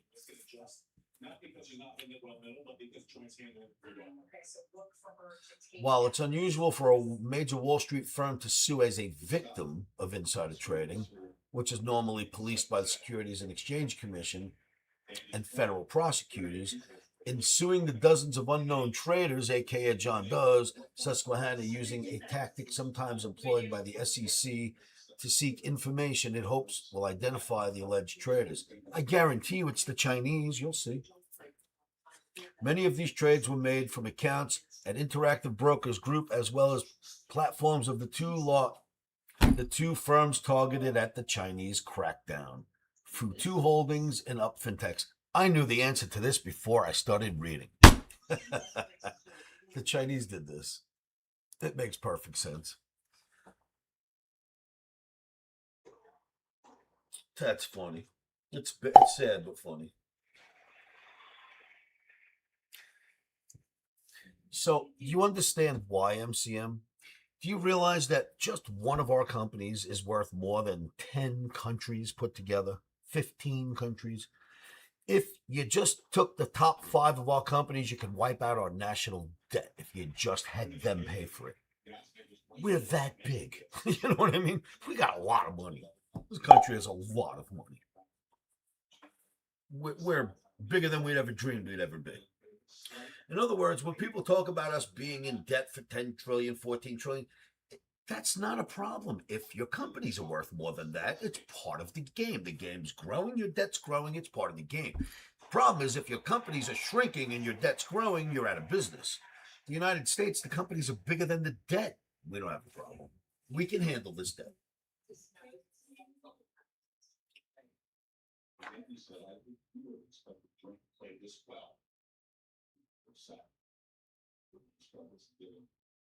Mental challenges could be.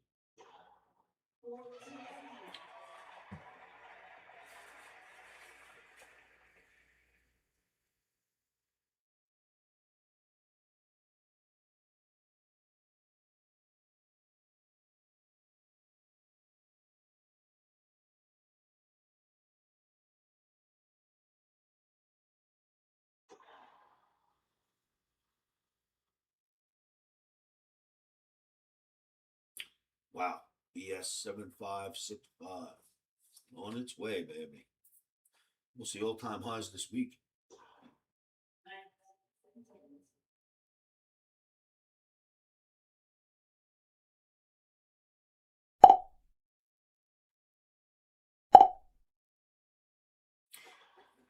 You know, MCM, it's doesn't matter what anybody else says. I only use the charts.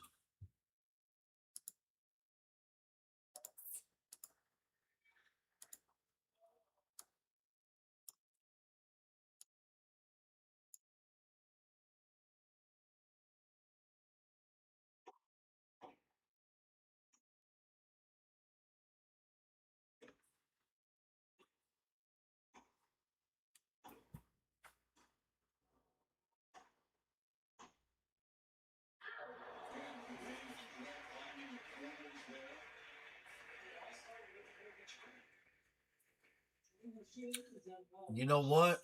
If the guy from MSTR is saying it, I got to get back in. Damn it.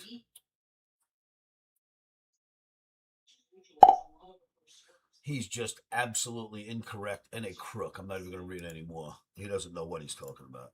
He was really good at fooling people, but that's about all he's got.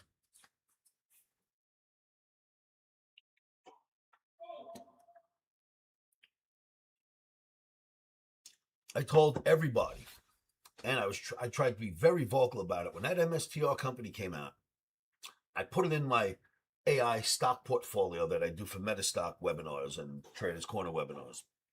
2 weeks later, I did a webinar and said, we're pulling that out. I don't believe. I read about it. I got in MSTR because of the chart. Let me lower this. Then I started reading about their strategy. And I said, well, this chart is probably going to turn down, which I waited for it to do, because as soon as I heard their strategy, I started calling bullshit as loud as I could. Somebody comes down the pipeline and says, we have a method of controlling the volatility in Bitcoin so that when it goes up, you make money, and when it goes down, you don't lose. And as soon as I read that, I went, that's total nonsense. And I took it out of the portfolio, no more MSTR, and started calling that a scam. Look at it now. It's impossible to take the most volatile asset on the planet and lock it up so that when it goes up, you make money, and when it goes down, you don't lose money. You can't even do that with the S&P. You know what I mean? You can't do that with corn.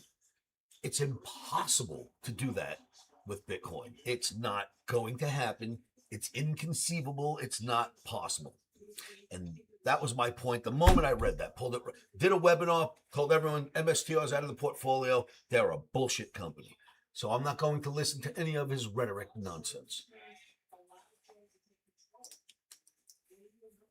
What I was completely shocked at is how people on the street believed that that's a possibility. I mean, I'm not the only guy that's grown up on Wall Street. I knew immediately that was nonsense. How could other people not have known that? In other words, if you're from Wall Street, you know you can't control the volatility of a market and cap it off so that you could only win. There'd be no other market in the world to trade. That'd be your market. That'd be it. You know what I mean? There'd be nothing else to trade. You trade the one that you can't lose in. There are no markets that way. You can't create a system that doesn't lose. It would be the end all be all. It might get created one day. We don't have one yet. Best you can do is index the funds so that when they do lose, they don't lose as much as they make when they make. And that's about all you can do. You can't do what he claims.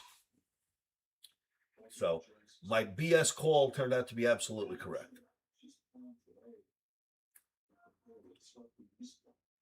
Now, I did show you guys my Bitcoin chart and the reasoning why. I only have one reason to get out. It's technical. I only trade technically, but I showed you this entire chart, and then I showed it to you in the weekly form, and either of those two made it where we want to get out of this damn thing. Now, the interesting thing is other cryptos do not have this same ugly look to them. Bitcoin does. All right, let it decouple from everything else. If that happens, we'd all be blessed, because then other cryptos can do what they want to do without worrying about where's the price of Bitcoin. So this could be a blessing for crypto if this happens.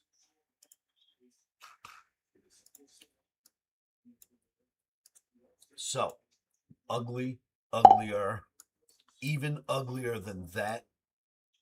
Then it gets uglier than that, and now it's even uglier than it was a little while ago. Pulley, do you see it? I'm broadcasting it live right now on YouTube and on Twitter, on YouTube. I don't know if my chat room can see it. You have to go to one of those two to see it. But it's on my screen right now. Cool. I'll wait.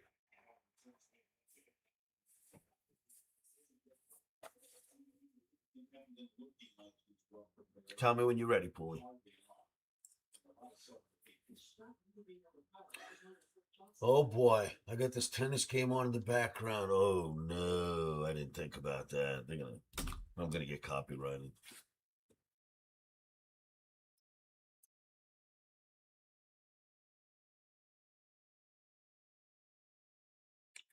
So Pulley, let me know when you are in the YouTube chat. You can see. Okay. So looking at this, if we go back, using the Omni, we called 84. Down here, we got to our 84. And we called for 91. We got to 91. While I had the 84.91 call up, I had the ultimate call for 126, which everybody knew that was my ultimate call, right? So eventually Bitcoin will get to 126. Can you believe that the high was 126? I mean, that was written on my whiteboard. That was spoken about in 1,000 videos, 100 videos, and it actually hit right to 126. Bam. All right, so we started to go down from there. But what I didn't like was it created a head and shoulders on the way down, which then went into a big bear flag. And then that bear flag, look what it does, drops down. This is another pole, which we'll put on because it's not there. You got another pole here. All right, all you got to do is pull this thing over here if you want it to look a little prettier, but you got your pole there. And, let's make that pole a little thicker so we can see it. So you got your pole, you got your flag. It drops out of that and creates a new bear flag here. But what I don't like about here is look where it is. It's below the low, right? So that blue line represents if we get below the blue line, we've dropped to new areas of lows. That is absolutely ugly. So when it got here, I decided it was time for me to bail. No more Bitcoin for now. I'll get back in at a certain point. Now, Pulley, check this out. It gets uglier. Look at the weekly. You couldn't ask for an uglier chart than this. You can clearly see shoulder, head, shoulder, even though they're not symmetric. It doesn't matter. They're not symmetrical. Or if you want to really take a look at this, check this out. It gets even scarier. You can say, what the hell? Maybe that whole thing is a head. And maybe this is a shoulder. And guess what's building over there on the right? Maybe it's this. But whatever it is, it's a whole lot uglier than it looked on the way up. So for that reason, I decided to say, you know what, I'm going to hold off on buying any more Bitcoin. I used to buy every dip, by the way. I am known to buy every dip, and I always tell my video fans, every time I buy Bitcoin, I've told you about it, which is why I let you know when I got out. So that's the reasoning for me to not want to be in Bitcoin for a little while, Pulley. Goes lower, I'll get back in. If it goes higher, I'll get back in. Right here, my work tells me it's time to go. If I could be short Bitcoin, I might be short it. But I don't want to short futures because I'm just not going to play that game. Bitcoin's dangerous enough. I don't need to be outright short futures in Bitcoin.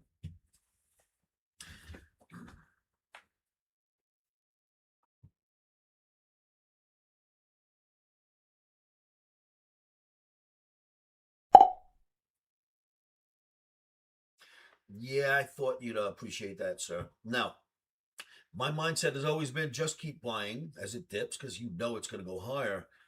But that chart has me worried. You know what I mean? The chart tells me if you are long, you shouldn't be long anymore. So I can't let my subconscious convince me to do something that the chart tells me I shouldn't be doing. Now, That doesn't mean I'm right. I'm only reading charts. Omniacs. I could be absolutely wrong here, and Bitcoin might be going to 140. Just reading the charts, letting you know what I've done. And as I mentioned, Pooley, if you're not seeing what you should be doing, if you take money out of Bitcoin and put it in this, you'd be much better off. Look at how much better of a deal you get if you long this as opposed to being in Bitcoin. So if I were you, I would be buying some of this, kids. It's a community-driven coin. It's got nothing to do with financial anything. It doesn't care who the president is. It's got me, who you can trust, in control of holding it up, and you'll never have to worry about anything with me. If I can't be trusted, nobody can. This is the spot to be in right now. If I can't be trusted, you might as well just give up trust in anything on the planet, because I can be trusted. This is a nice coin to be in, kids. I showed you what I did. I'm out of the thing going down and I'm in the thing going up. I'm not advising anybody to do anything, but I'm just telling you what I do.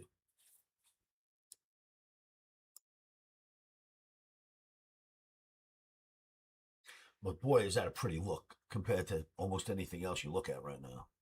And my community is worldwide. They're strong and they're all getting in. So just telling you what's going on, kids.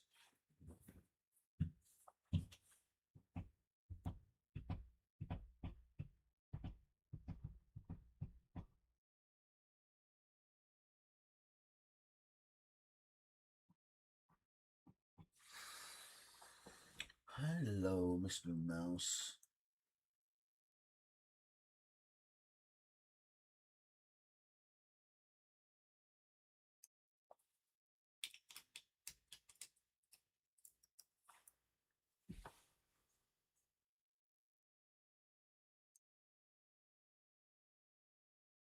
Oh no, I just knocked myself out.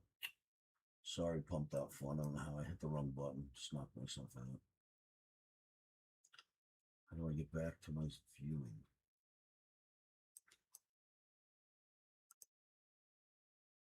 How do I get back there? Oh. Oh, God. Now I'm definitely out.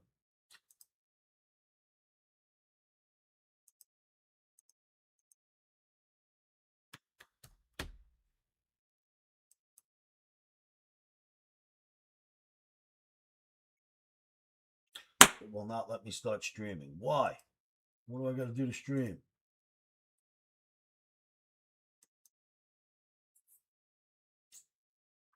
Wow. Pumped out phone won't let me stream at the moment. I might have to restart the page or something. It says I'm online though, which is really weird.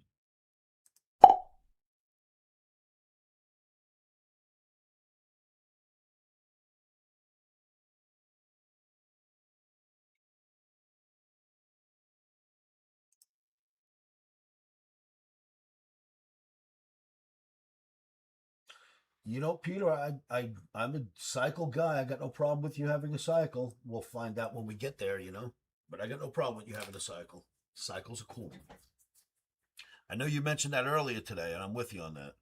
Now, I didn't check that cycle out, so I cannot agree with you unless I did the homework myself, but I am big on cycles, so I understand what you're looking at. And yep, this pumped up fun's not going live for me anymore.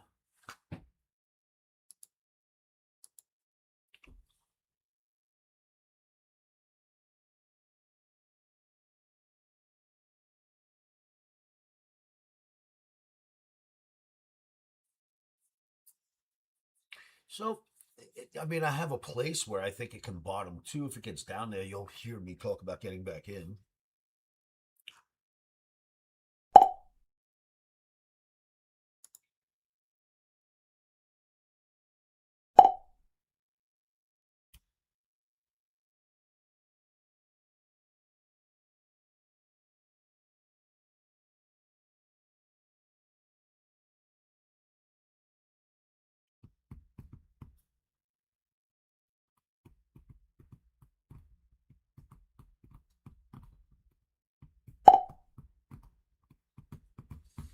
Yeah, I think we're going down there. I'm with you. I don't know if that'll be bottom, but I think we're going down there, Pooley. It's kind of one of the areas I'm looking for 50, 48, 47, and then we see what happens down there. But I don't know that that would be my buy point yet. You know what I'm saying? I have to see how it acts when it gets down there.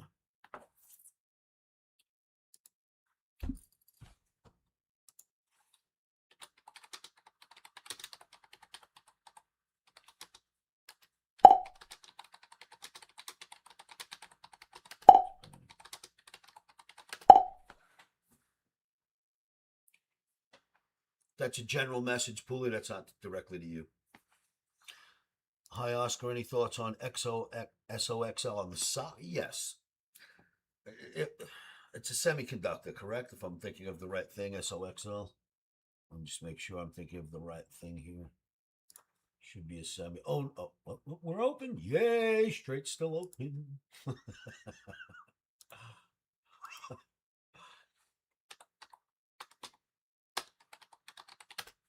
Yeah, that's what I thought. It's a semi.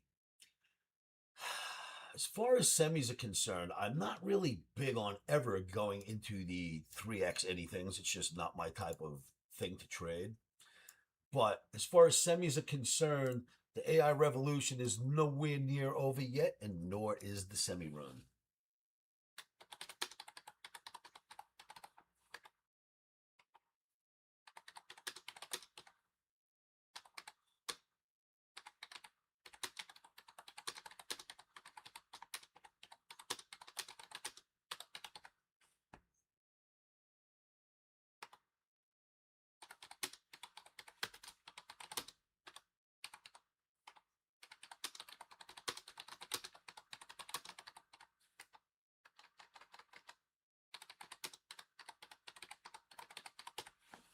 Here's the thing about semi.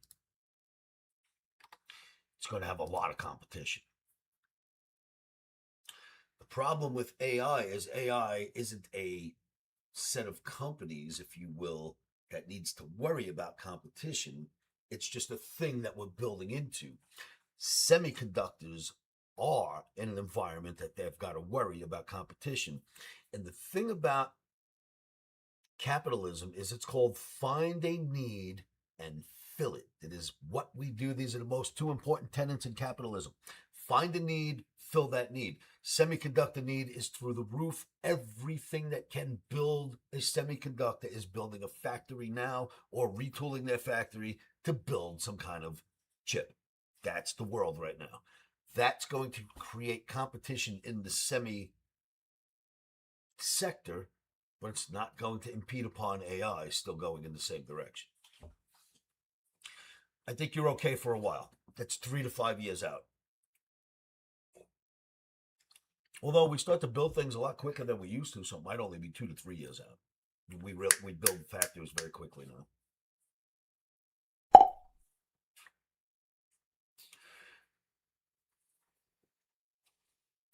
Again, semis have more competition in it of the AI revolution than any other portion, if you ask me, of the AI revolution.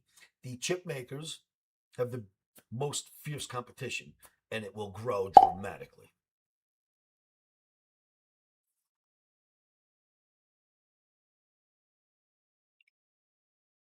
The semis, that's just one sector. Why would one sector end the markets?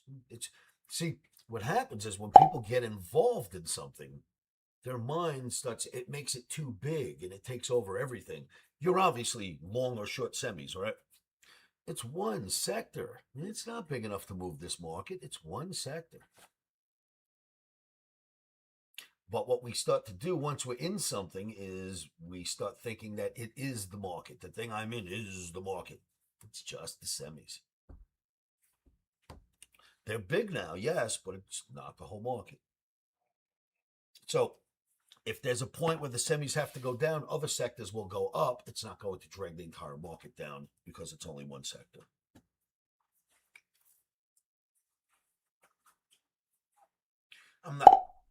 Nothing goes straight up as we know, right? There'd always play, but you'd see sector rotation happen before you would see the whole market give up because of one sector.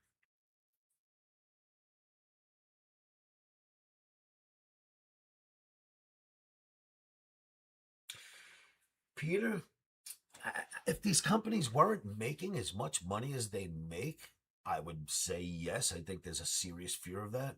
But you realize these companies are making more money than they're borrowing. When you listen to what they make for the quarter, these are bigger numbers than anyone's ever dreamed of that you'd make in 10 years. They're making this money in 3 months. Trillions. I mean, it's out of control. So, no, I think they can afford the debt they're taking on at the moment. What you need to think about is more into the future. Once they've actually built out and now we're here, can they afford the debt at that point? When it the acquisition of new customer slows down a little bit. So, but that's out in the future. That's 3 to 5 years easily in the future.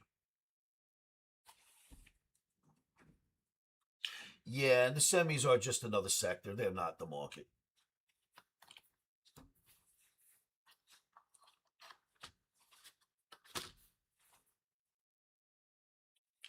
Now, remember, there's nothing is going to go straight up, and we are going to have our moments where these markets are going to look ugly.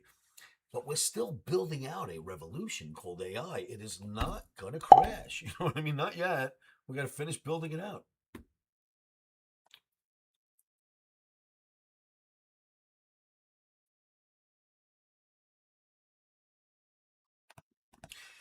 And you're probably talking 3 to 5 years out, Peter, when they're done building out. So that's what I was saying. You got to worry about that in the future, not right now. Right now, we're still in launch mode, right?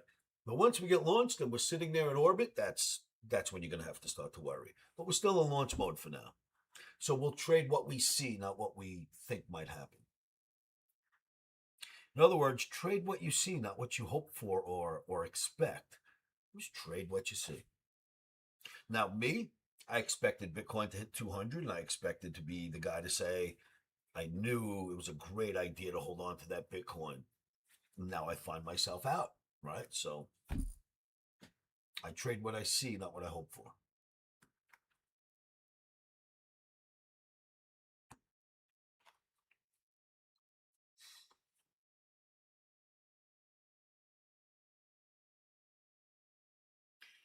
All right, what does the count look like?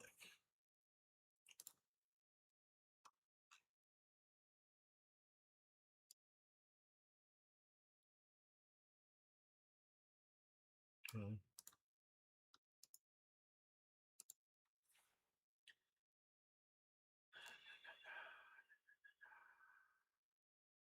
Huh.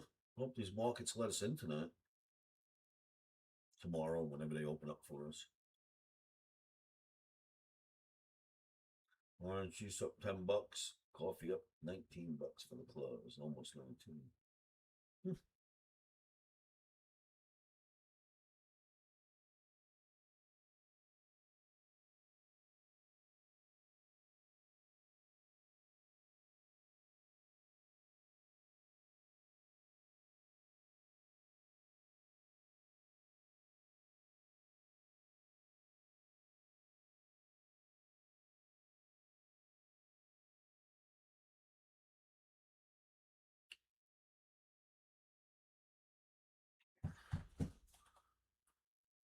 Hiya. Let's just take a quick gander at the rest of the markets. We want chart 8. 8's clean, I think. Wow.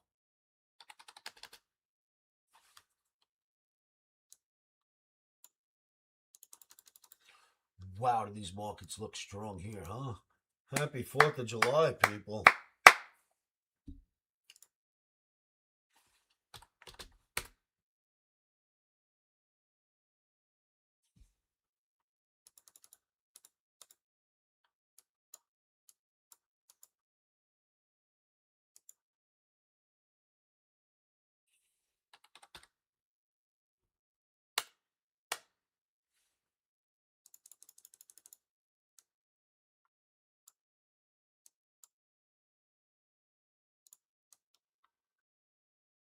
Look at that, huh? Using that for support. Go dollar. The almighty dollar index. We're never going to complain about that. No complaining unless it gets to 110 or higher. Then you'll start hearing some complaining.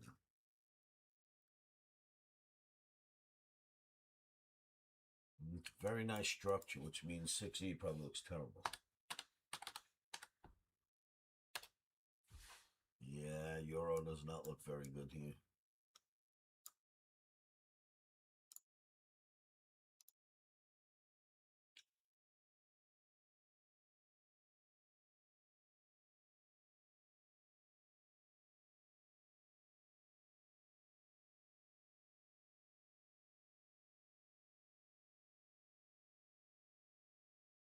It's getting quiet.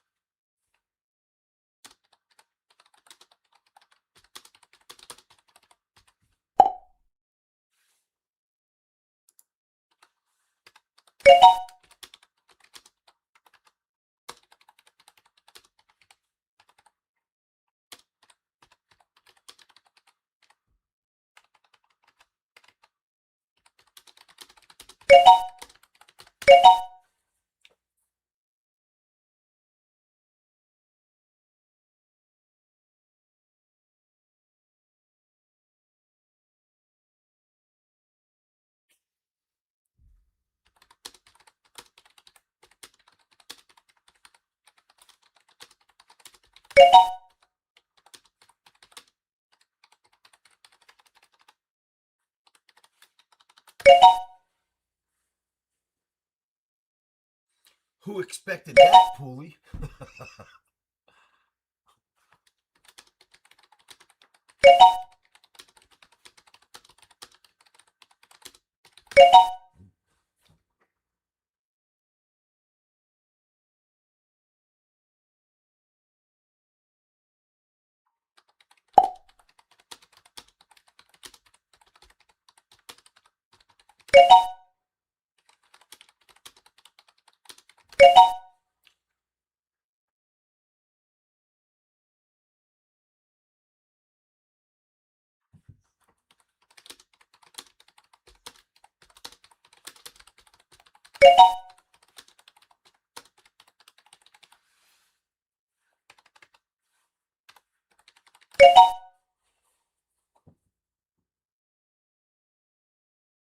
Oh.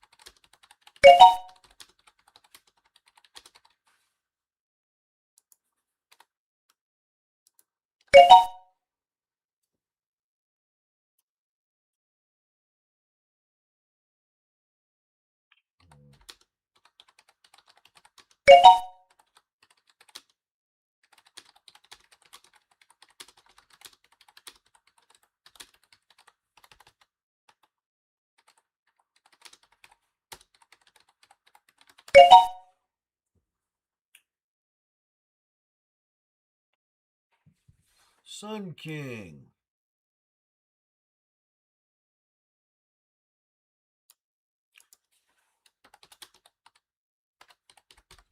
Yeah, the Euro's got a nice bear flag right now, Sun King. Stay with it. Stay with the Omni on that.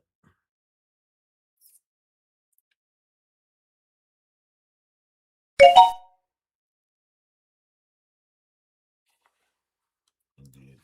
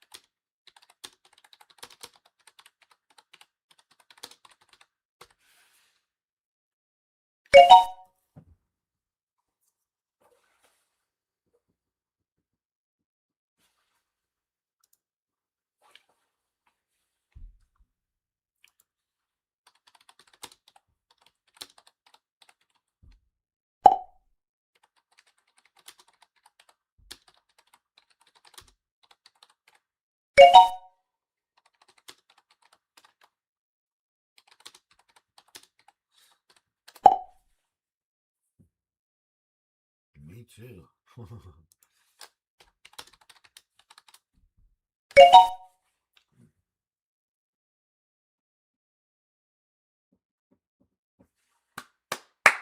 Come on now, today's almost at an end. I want to get in. I want my signal. Gotta wait another hour and 16 minutes. God darn it.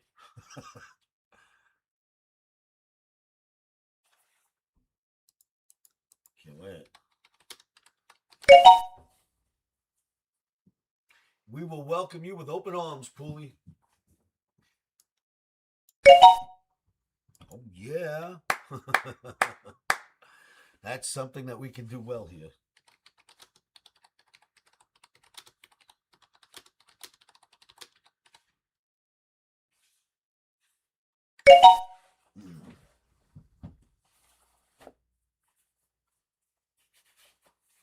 So, speaking of, I was talking to one of our Omniacs, and we were chatting about Vegas a little bit. Interesting that one of the most fun times I have ever had in Las Vegas. Now, I've never bothered playing any. I don't play penny machines. I don't gamble actually. So this town doesn't do much for me as far as gambling is concerned. I do enough trading. I don't need to gamble. But every now and then someone will come into town. They'll ask me to bring them up to the casinos. If they're going to sit there and play, maybe I'll throw a couple hundred in and just play the slots. I don't really care. I mean, I'm a good card player. Why gamble anyway? I don't know if I'm a good card player. I know the rules behind cards. Anyhow, oh man, I lost my train of thought. What thing was I telling you about? Oh, partying in Vegas. I had a good party story for you for a moment, Pooley, but I seem to have forgotten the story I wanted to tell you.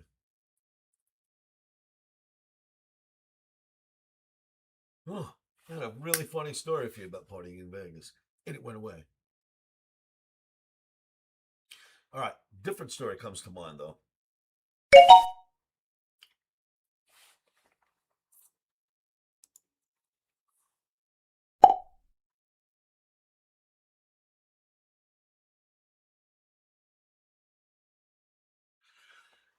You know, that actually, I don't know if it sort of happened already, Sun King. Sun King saying, hey, boss, Wall Street heading to is Wall Street heading to the Hamptons starting this week?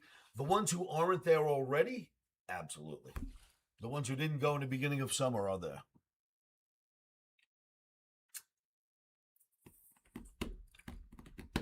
So, on a side note, it'll come back to me, Pulley. It was just something funny. It was nothing important. So, I have a friend of mine comes to my seminars and he presents sometimes. He's Mormon. Not that that matters, but they're a little less drinking and, no smoking cigarettes or anything, right? A few Mormons. So He says, Oscar, I'm in an elevator in Vegas. Get in the elevator, 12th floor, somewhere around there. Stops on the 11th floor. These two girls get in and they're just wiped out, broken looking. It's about 7 in the morning and they're broken. One of them's got her shoes in her hand. The other one's makeup is smeared. They both look like they haven't slept. And I'm trying to not look at them, and I'm looking away. And finally, I look back up at them and they look at me and they look me right in the eyes. One of them, and she goes, Vegas won, and walks out of the elevator. That's an okay story for Vegas. Vegas won.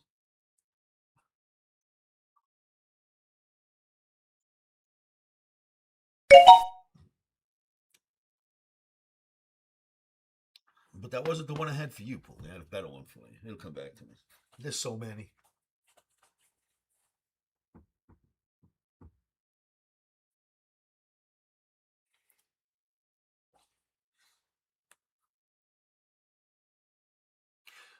Something different is happening here now. Something different is happening here. All right, so I get to witness this with my own eyes. I've been living here for almost 18 years, and I have friends that work on the Strip, and I've never heard a single good word about a job on the Strip, except for the guys who are really high up. And they don't love their job, but they get paid well.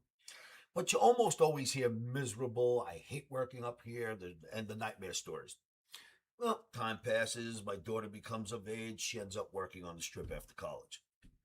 This girl's coming home every night, upset, almost crying. She can't stand her job. She just effing hates working there.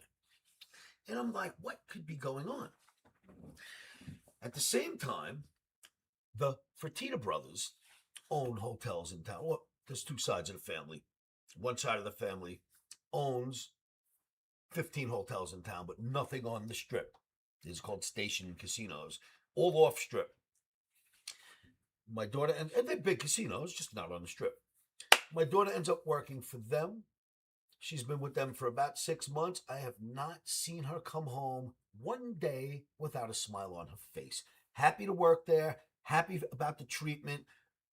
Just wow, night and day like you'd never seen.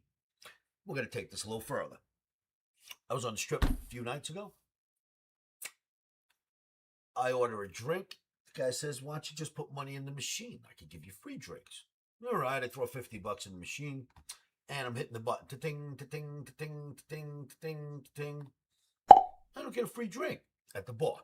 You always get them if you're pulling slots, but this is at the bar. So I said to the bartender, you told me you'd buy me a free drink if I threw money in. I'm playing like crazy. No drink in front of me yet. I could use a drink. He goes, well, the light didn't come on, Oscar. Not until a green light comes on can I buy you a drink. You have to play faster. I said, hold on a minute. How much is a drink? He said, well, $17.50 tax tip, like $22. Okay. $22 for one drink. I've already spent $50. I haven't had a drink yet. It's cheaper to just buy drinks here. So I cash out my $2 left in the machine and I buy drinks instead. And I feel insulted. I feel like I got slapped in the face. 4 nights ago, before OmniCamp, I went to Station Casino, where my daughter works, to one of those Station Casinos that the Fertitta brothers own. I sit down at the bar. The guy says, yeah, put a couple bucks in the machine. And I said, well, you know what? I just went through this the other night on the Strip. It's not worth it. I'll just buy the drinks instead. How much are they? I want a double Crown Royal on the rocks. You know what he says to me? $3.75. But if you put any money in the machine at all, they're free. You don't have to gamble. I mean, you got to gamble, but you just put it in. If you put money in, the drinks are free. Oh, the same place where my daughter comes home happy every day. I walk in and I walk out. Not only did I hit when I put a few dollars in the machine, my drinks were $3.75 had I paid for them, but they were free. What a difference in culture. What a difference in culture. I'm walking out of the hotel insulted like I never want to walk back in. My daughter's walking out of her job like she never wants to go back. Then we go to the Station Casinos. I said to the bartender, $3.75 for a double Crown Royal? You got room for a cot back there? You mind if I move in? He started laughing. Are you kidding me? So my daughter she loves her job, and all the people that work for them brag about their jobs. Hate the Strip. I couldn't stand the treatment on the Strip. Love the treatment that I got at that casinos. Well, guess what just happened? Those Fertitta brothers, they bought 6 casinos on the Strip. If they do the same culture in those casinos that they bought, this is Harrah's, The Link, Flamingo, Cromwell, I don't know, there's 2 more hotels. If they create the same culture for their workers and the people who come in, they're going to make the rest of these casinos run scared. So 2 things are going to happen. One of 2.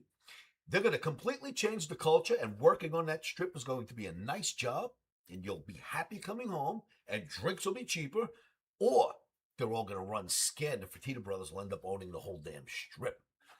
I can't wait to see what happens. The best thing I've seen since I came to Vegas is these brothers getting involved in the Strip, because they run a casino that makes you feel like you were treated like a friend, and you didn't spend a whole lot of money either, and you're welcome to come back. And their meals, you get a $10 meal there. Steak, you know what I'm saying? And it's not a cheap casino. It's a beautiful place. Their culture is completely different than the crap that has happened on the Strip. So Natalie Olivia blows a complete hole in my theory. She goes, Dad, you know what the problem is? If they do that on the Strip, one of the things about drinks being $3.75, dinners being cheaper, you get a much poorer crowd that shows up with less morals, less scruples, and you get the riffraff. On the Strip, it costs you $20 to $50 for a drink. If you can't afford it, you don't go. I went, oh, I get that too. They only want a specific clientele that can actually afford it. They don't want the people who can't. They don't need gamblers. They just want the right clientele. It's basically what Vegas is turning into. And I went, okay, I guess there's 2 sides to that argument then, isn't there? Yeah, you could lower the prices of everything, but what kind of riffraff is that going to bring you? So the kid's got a valid point. Maybe $50 a drink is right. Interesting, right?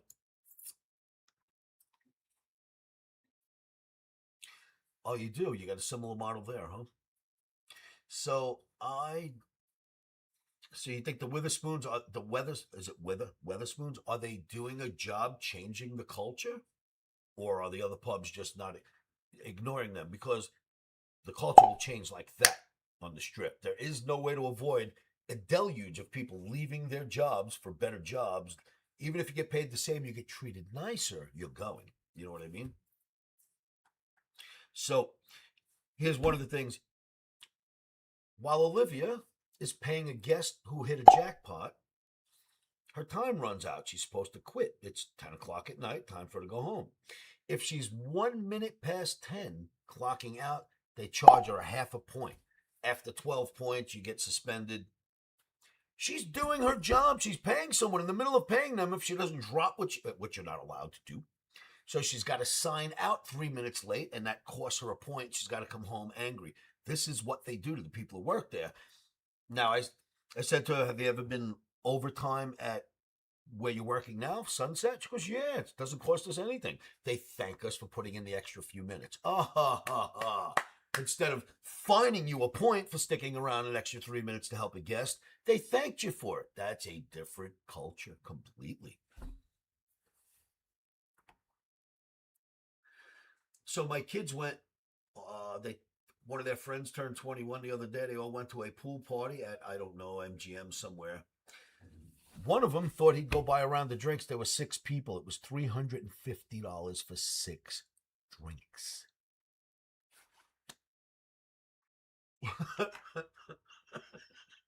I went. So they immediately left there and came to my ranch. Everybody hung out and partied here. Because it's about as nice as a casino in my yard, and it's not going to cost you a dime. So a friend of mine, my accountant, flew in from New York a few years back because it was his son's bachelor party. We spent 5 hours in a gazebo next to the pool at Mandalay Bay. Drinks, pretty girls entertaining, bottles of booze, and food. How much you think the 5 hours cost him? 10 of us. 10 guys, a father, a son, 8 other people. How much you think the 5 hours cost? Anyone want to guess? Nice guess. 27K. No, here it was 27K for 5 hours. 27K for 5 hours. That was the cost. Nothing happened in there that entertained us enough to pay $27,000. Market just closed. Oh, yeah. Ding, ding, ding. Market's closed. Hey, we're going to make new highs this week. It's worth clapping for. I can tell because the Omni made new highs this week. The market's going to make new highs this week. The whole thing is working really well.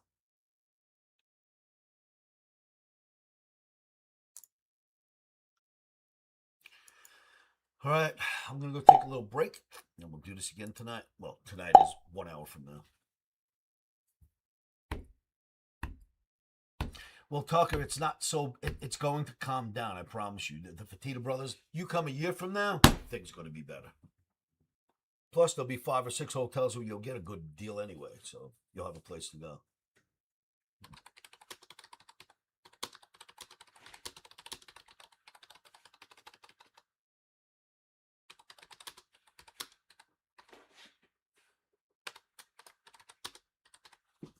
Hey, Lise.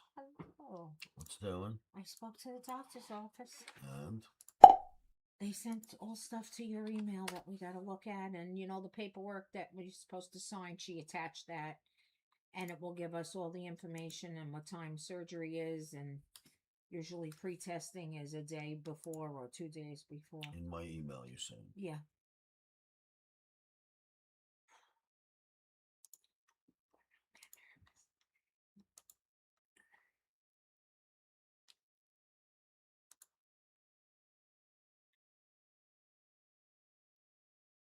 You gave him Oscar Oscar. Futures. Uh-huh.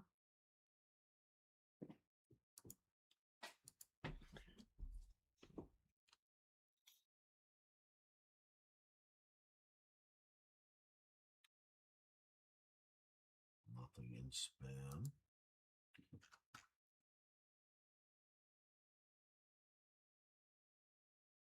Nothing here either. They sent me something on my phone. Wait. There it is. Ah, there you go. Well, it came in a while ago. Well, was that this one? It says Alma. Gotcha. That's her name. We don't have to look at this right now. He's still busy. I'm just looking. Not much there. Okay. A bunch of signatures. Yeah, That's but all I right. think the other one will tell us what time my surgery is. That And she said is usually this you one. just stay overnight. Okay.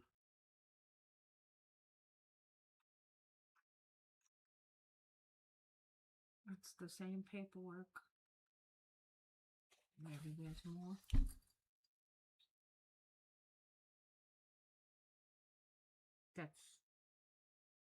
This is all the stuff I have in the folder. Got it. We read all this. Well, you already have everything. Who's going to sign? No, there's got to be more. She told me there's like registration stuff. That's this.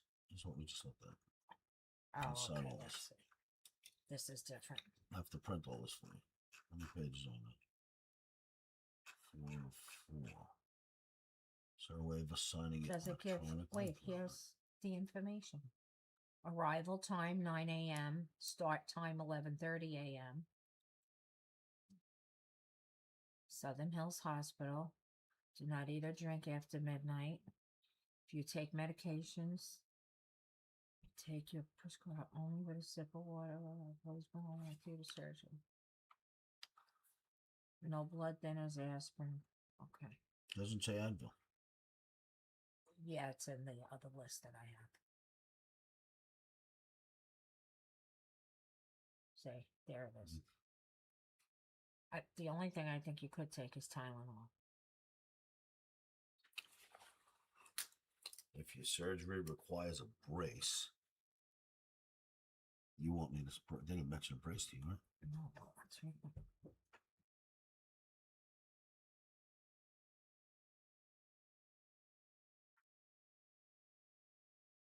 Oh, and then I got a call to schedule my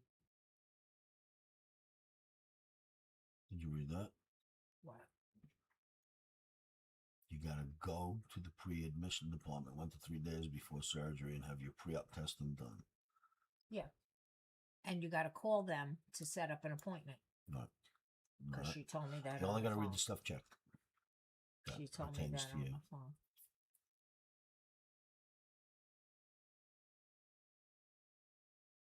You don't have any. I don't know about it.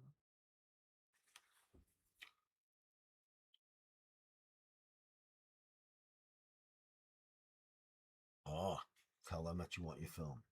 They will destroy them right after you leave. Try to remember this, okay? You got to make arrangements at the time of surgery.